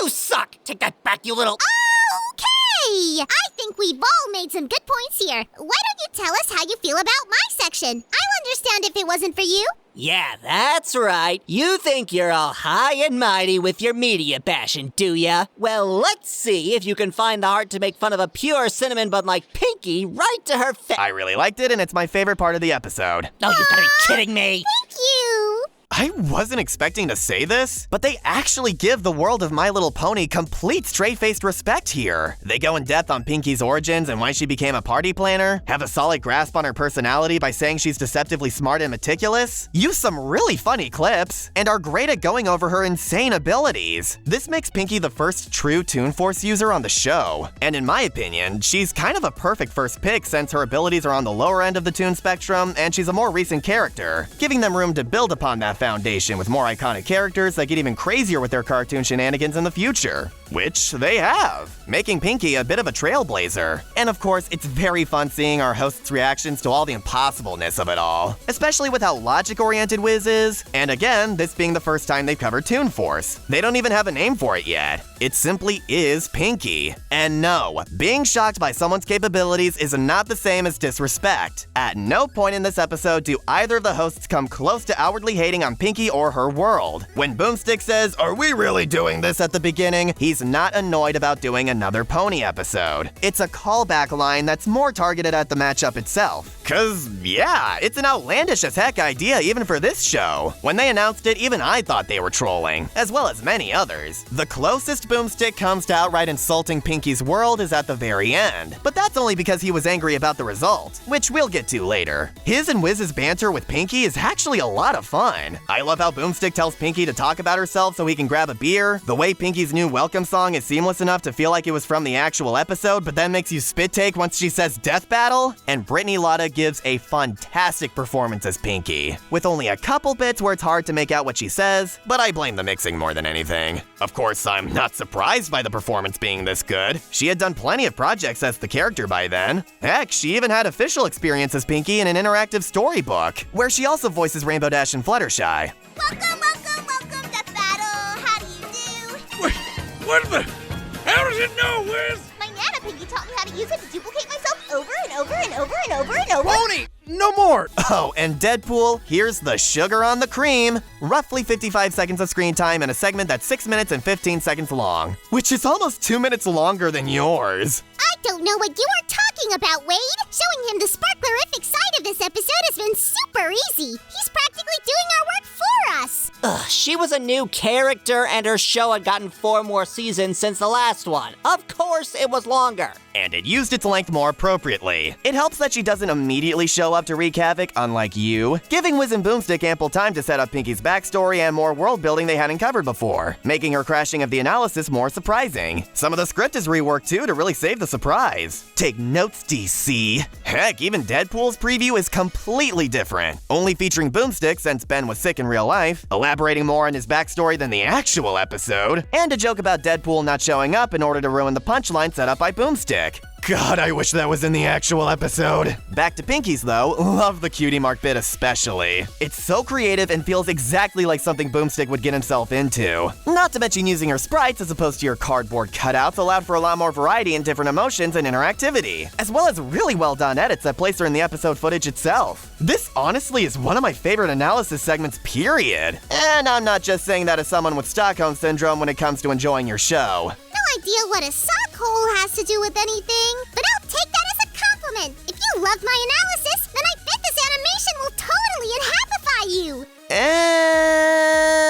Alright. Game time, my four-legged frenemy. I'll give you guys this. It starts out promising enough. Groos's theme is a based song choice. I like the idea of Deadpool going into this battle blind since he had been erased before Pinkie's analysis began. And his reactions to Pinkie's hyperactivity are a fun flip on his dynamic with Slade, leading to some fun lines like a clever Team 4-Star reference. No! None of that! Shame on you! No! None of that! Shame on you! But they don't really commit to that dynamic throughout, and there are other weird things that bother me, like them using the actual audio from the episode for the welcome song this time instead of just having Brittany sing it again, which she's clearly capable of. The background music could have been turned down a bit, and the animation, at least for the dialogue moments, it's a little rough. Yeah, that makeup that Screw Attack pampered me with didn't exactly agree with me, especially my lips. Yuck! But it's the dialogue that matters most for these parts. And like you said, I bring out an entirely new, fantastic side of Wade. Exactly! Exactly! Say what you want about how exaggerated I am, but a lot of the fourth wall gags you see here were originally planned for my tussle with no eyes, but they were cut for not fitting the more grounded tone. That's where this episode comes in. Thanks to my bubbly gummy personality, those kinds of jokes not only fit better, but they were groundbreaking and had never been done before on the show. While I may be a bit pointier than usual, the actual fighting is still pretty well done for incorporating my super duper speed and clone party. Not bad for a time before hand-drawn episodes. I suppose I do like the ratings gag, and your reason for fighting may be sudden, but it's not exactly out of character either, considering how hyper-focused you could be on new visitors. Man, am I glad you already knew who I was beforehand. You're honestly a lot taller than I thought you'd be when Wade said you have no legs. It's a YouTuber thing. Also, what were you doing at AJ's farm? I had to borrow some baking supplies from her because my Pinkie sense had been going off all day about needing to prepare a bombshell birthday bash. I just didn't know who it was for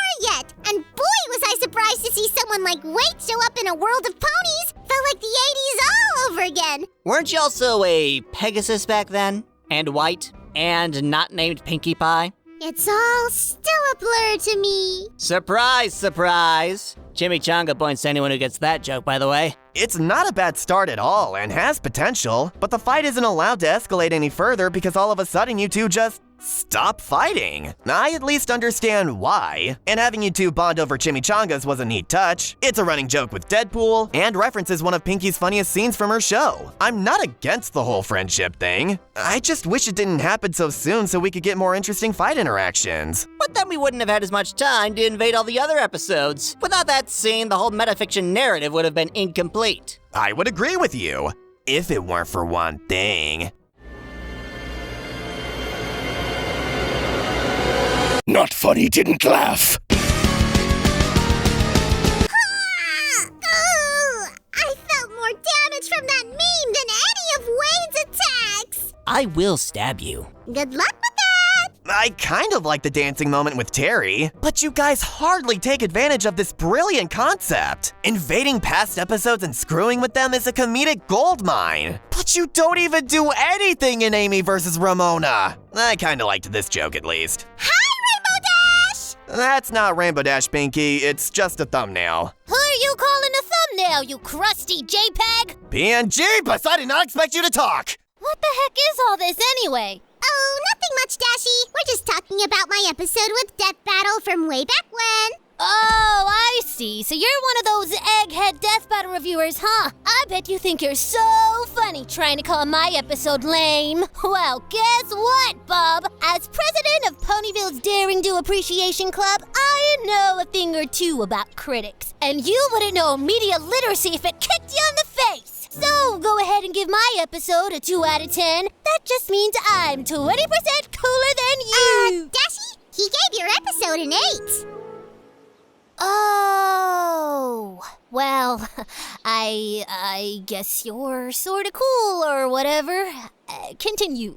Right. Well, the following scene of them breaking into the podcast is alright, though it's unfortunate Torian wasn't available for it. I think it really would have completed the bit if after Nick's line Deadpool pointed at Torian only to say, "And you!"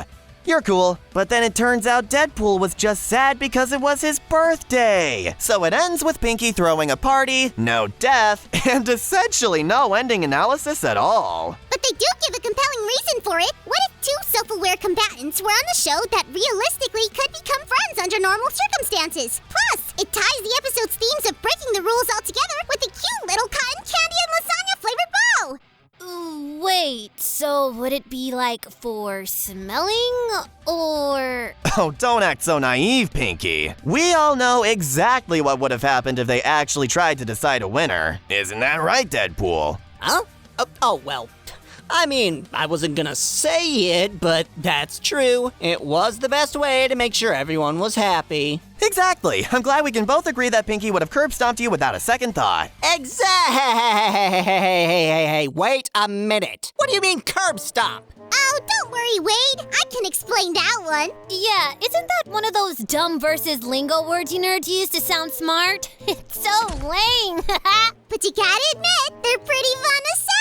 You may have a point. Like no limits fallacy. Yeah, and universe shockwave scaling. Flying bricks. Giant trot-off explosions.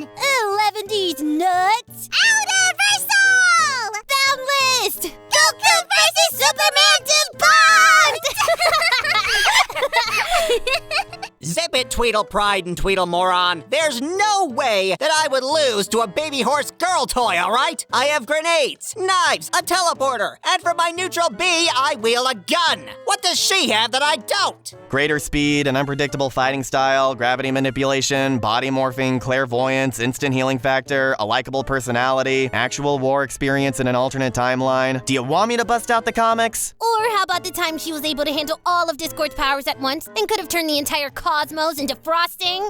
Whatever the heck that means. It would have been so great, too! Just wait until I convince Discord to give it a try. Once you all see the majesty of frosting air, you'll rue the day you doubted me! Rue, I say! But what about my continuity stone? Okay, you got me there. Let's be real, was anyone honestly surprised by the way this ended? I'll give them credit for using an out-of-context moment at the beginning before the analysis sections where it seems like Deadpool is threatening Pinkie. And because we're only able to see her frowning expression, we're not able to gather yet that this is the point where they stopped fighting. But you want to know what would have actually surprised me? Killing Deadpool. Like, unironically. Imagine how funny it would have been if after Pinkie whisks him away, she sets up this extravagant system of multiple party cannons after they established just one was enough to destroy a building, getting so into it that she activates her far more powerful rainbow form by accident, which she already had at that point in time and is capable of activating by herself, and inadvertently blows Deadpool away into smithereens with all her collective firepower. And to keep the tone light and kid-friendly, have Pinkie think that Deadpool left because of a prior engagement, hoping he'll come back one day to try some secret ingredient punch. I don't want to give too much away, but the secret ingredient... Is it a secret? Who told you?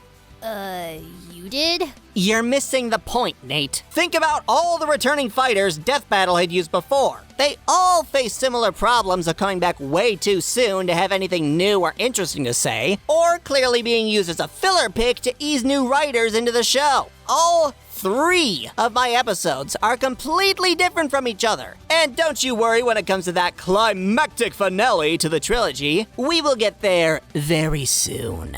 A much better alternative to Miss Wonder Thighs, whose episodes somehow got more and more boring every time, despite being even more spaced out than mine. All that is to say, especially when you consider how all returning characters were used by that point in time, giving me an episode that focuses less on my actual fighting prowess and more on the meme culture I'd been accruing is certainly preferable to just doing the exact same thing.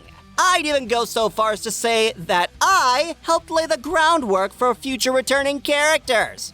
Ha! What do you say to that? Pokemon versus Digimon. Okay, now that's just unfair. You guys want to know the true perfect example of handling a returning combatant? Pinkie, Dash, I'd like you to meet Charizard. He's amazing!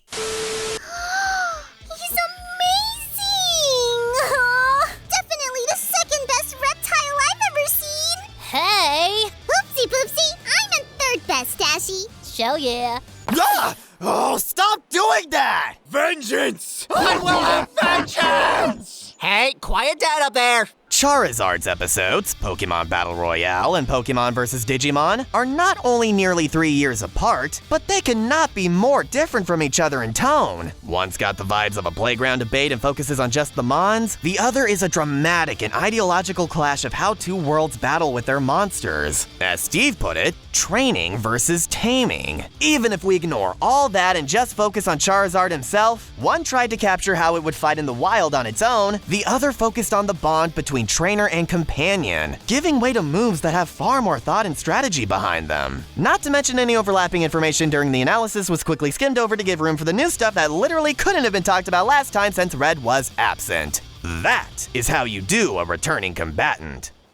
Anyone ever tell you that you talk too much? I get paid to. There's a difference. So, that's it then. You're really not gonna sway at all on this episode. Well, now, I wouldn't say that. I'll admit, you guys did give me a better appreciation for what Deadpool vs. Pinkie Pie was at least trying to do, even if I'm not a big fan of the execution on all fronts. Perhaps I've been a bit too hard on this episode by virtue of it being a finale, and even then, I can see arguments for using it to close out the year with how unique it is, the scene of jumping into past episodes, and a wholesome ending. Plus, Pinkie's analysis is genuinely fantastic. What you're saying is, it's a 9 out of 10? 5. 7. 6. Fine, I'll take it. At least it's a higher score than Tracer versus Scout. Stupid bunk scene. I'll bonk them on the head, I'll tell you what. Oh yeah!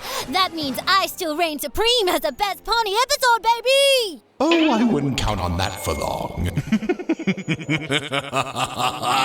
Ugh, stupid champions. Well, thanks for dropping by to visit us, Nate. It was such a pleasure to meet ya. I did not drop by, I was kidnapped. But I'd be lying if I said this wasn't pretty fun.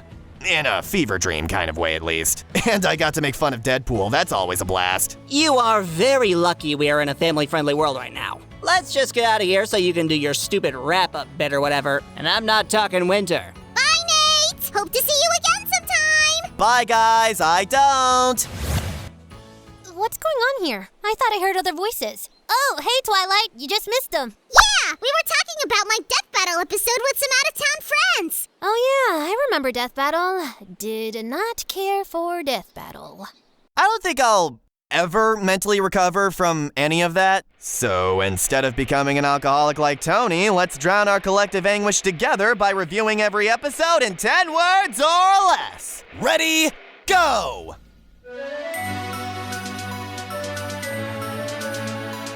This episode's mere presence is a fallacy. Hey Maria, boy do I have a story for you. When punching doubles as stabbing. Or maybe pricking? Scott Pilgrim was dating a ghost. Did Thawne intend to make Barry's episode retroactively better? Whoops. Hey Valve, I'd like to report a scout for inactivity. You know this fight is technically an isekai. He may be Ken, but he was clearly not enough. Damn, she totally got split in half. Phrasing. Oh shit, here comes a mysterious third-party challenger. The 69th episode of Death Battle. Mwah. Good night, everybody. Don't tell Helena Taylor this exists. She might demand residuals. Some men just want to watch the comment sections burn. Hey, that was White versus Cyan, you liars. Okay, after careful consideration and analysis, do I still consider this season bad? Yes. But also no. Don't get me wrong, there are some real stinkers here. Though we didn't get any ones or zeros at least. Even after hiring the research team full time, there's a bunch of statements and interpretations of the characters' feats that are just outright wrong. Even when going off just the logic presented in the episodes themselves, there's plenty of dubious at best results to go around. Wiz and Boomstick's voices have finally found their footing and sound very close to the modern era. And there are quite a few memorable exchanges between them, either for being funny or giving us peeks into their pasts. But the actual writing is taken sort of a step back, at least when it comes to the storytelling aspect. Season 2 just had more episodes where I felt like I was taken on a journey through the character's life and mindset, and that's even taking proportionality into account. And there's a pretty easy explanation for this. Notice how the episodes I praised the most when it came to analysis sections were written by Nick. To be blunt, I'm clearly just not that big a fan of Sam and Jessica's writing style. Think about it, they only worked on Sprite episodes. Pinkie Pie had my favorite analysis segment out of all the Sprite characters used, and her episode was written by Nick. I'm not saying he's infallible. Look no further than the character that was paired up with Pinkie. But his familiarity with the show's format and Wiz and Boomstick's chemistry shows. I don't want to be too hard on them though. Being a new writer for an ongoing show is scary, and Nick had to find his footing at first too. Same goes for the animation side of things. We got a bunch of new sprite animators, and yeah, most of the sprite animations this year were flat out not good. They don't get good until the second half. And now that we know one of the animators straight up had to quit because balancing the show and their personal life was too much, there really is no better way to describe this season than Death Battle's growing pains. With a very small amount of delays, this was the first time Death Battle really started to take itself seriously as a show by actually having, pardon my French, a plan. And this had to happen sooner or later in order for them to become the professional, well-oiled machine we know now. At least Season 2's chaos was spread out. This was all compacted within 1 year full of firsts and scares for a lot of folks involved, a good chunk of whom were completely new to the show as the crew slowly grew. So it's no wonder a lot doesn't hold up. That being said, this season still not only has some great bangers, it even managed to surprise me with some of the things that held up. I don't want to say Torian carried this season, But my mama also never raised a liar. Torian basically carried this season. He certainly had some help from folks like Devon DJ Henderson Jr. with model rigging, John Francis on motion capture, and Reed Fagerkist for textures and prop design. But he was still largely responsible for roughly a third of this season's greatest hits. And even Tracer vs. Scout still has some great qualities to it underneath the terrifying surface. It sucks that we weren't able to get these awesome episodes as well as give Torian a healthy workflow. But fortunately, the crew learned from this and accommodated more to his well-being. I even enjoyed a couple of the Sprite episodes at the end of the day. We covered a lot of underrated moments and episodes in this video that I really hope to have brought more light to. I need to know if there's anyone else who has Joker vs. Sweet Tooth and Meta vs. Carolina in their top 2 of the season. I feel so naughty right now. So, is this the worst season? That is a really tough question in all honesty. It's not fair to complain about it being too short, especially when you apply basic math. Season 2 was more than twice as long, but it had 5 episodes in 2013, 10 in 2014, and 17 in 2015. Don't look a gift pony in the mouth. 14 episodes in a year is just fine. But that still meant Season 2 had a lot more of a buffer when it came to missing the mark. The Beast vs. Goliaths of Season 3 stick out so much more, and even though I gave a similar amount of episodes a 10 this season as I did last time, Season 2 has way more 8s and 9s. Episodes that, while they aren't my all-time favorites, are still plenty enjoyable in their own right, giving Season 3 a sort of hit-or-miss quality to it that nearly spans the entire spectrum of my ranking system. Plus, with my nostalgia goggles combined with analysis sections that I personally find to be better written overall, Seasons 1 and 2 just vibe with me a lot more. I miss Ben's writing style, like straight up. He was responsible for some awesome scripts. I understand him wanting to step back into more of a director role, but the only one he and Chad wrote for this year was Meta vs. Carolina, and surprise, surprise, I loved that episode and could feel the passion for its source material oozing out of the script's ink. So, I guess I have no choice but to call this my least favorite season so far, even if objectively it's much more polished than the previous 2. But Season 3 is still the home to some of my favorite episodes of all time, and it's arguably the show's single most important stepping stone on its way to the realm of peak fiction, baby! Arrivederci and stay tuned. What? Well, the next part of God damn it! Oh, I don't think people would like a show called that. Especially God and Jesus. Apparently, I'm just a magnet for stupidity these days. Ah, it was the strangest thing. There I was playing fetch with Freckles when all of a sudden someone grabbed me, and next thing I know, I am here. Am I dead? Is this heaven? Is this the place with all the other reds and blues? Ah, yes, because heaven totally looks like a rinky-dink apartment with a 20-year-old sleep-deprived gatekeeper. And there must be cookies here! Ready or not cookies? Here I come! Wait, no, don't go in the kitchen. Tucker did it. Let me see. That is a closet. That is the inside of the closet. That is the floor. That is the inside of the floor. That is dirt. Be sure to have him home by 8. And I'm not joking either. You know how trigger happy those reds and blues can get when one of their teammates is kidnapped. Don't do anything I would do. Yep, I have officially lost control of my life. That is a... I don't know what that is. Anyway, move over, Nate. This review's had too much Pokemon bias. Ew, gross. What's wrong with me? This also leads to some fun dynamics between the 2 characters. There's 4 of them, god damn it. One more time. Welcome, welcome, welcome to Ponyville today. Yeah! So we were actually flippery flip-flopped with Daring Do and Tintin. Fuck! Fucking picked up, bitch. Good luck with that. Hi, Rainbow Dash. I still have no idea why he tried to catch Greymon. Are you stupid, Red? Are you dumb? Are you stupid? Stupid Red? Stupid Red, can't smell? Maybe that's why Blue tells you to smell you later. Because you can't smell. He's making fun of your lack of smell. You stupid. Trash. Garbage. Garbage. Trash. Trash.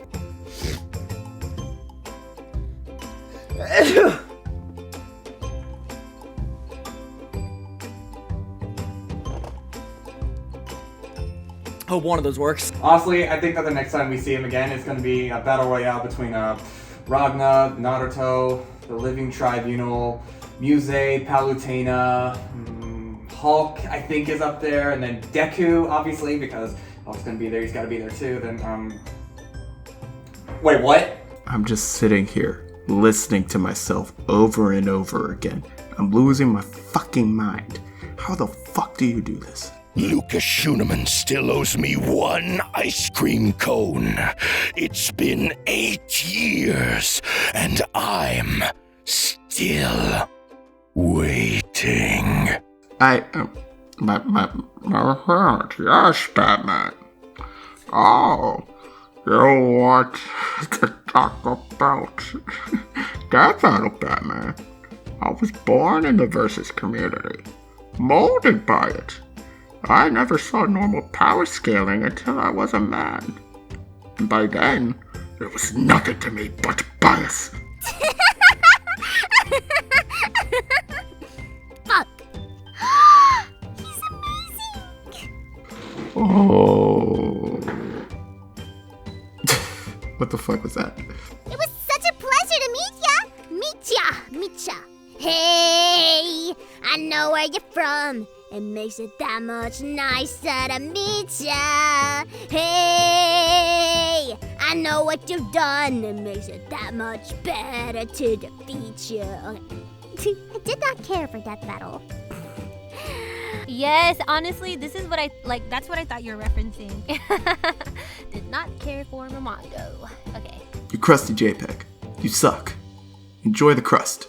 You crusty JPEG. Your Honor, shut the fuck up. He wasn't even there. Your Honor, we just... I'm just quoting like they wrote. I rest my case, fool. I don't say fool. Why'd you put fool in the script? I'm not saying fool. Your Honor, we decided to double it up and pass it to the next person on murder charges. This is so much fun! If you need anything re-recorded, just tell me. I got you. You know, I never realized how much My Little Pony episodes in Death Battle involve vor. I know it only happened twice, but you know that whole saying about nickels, right?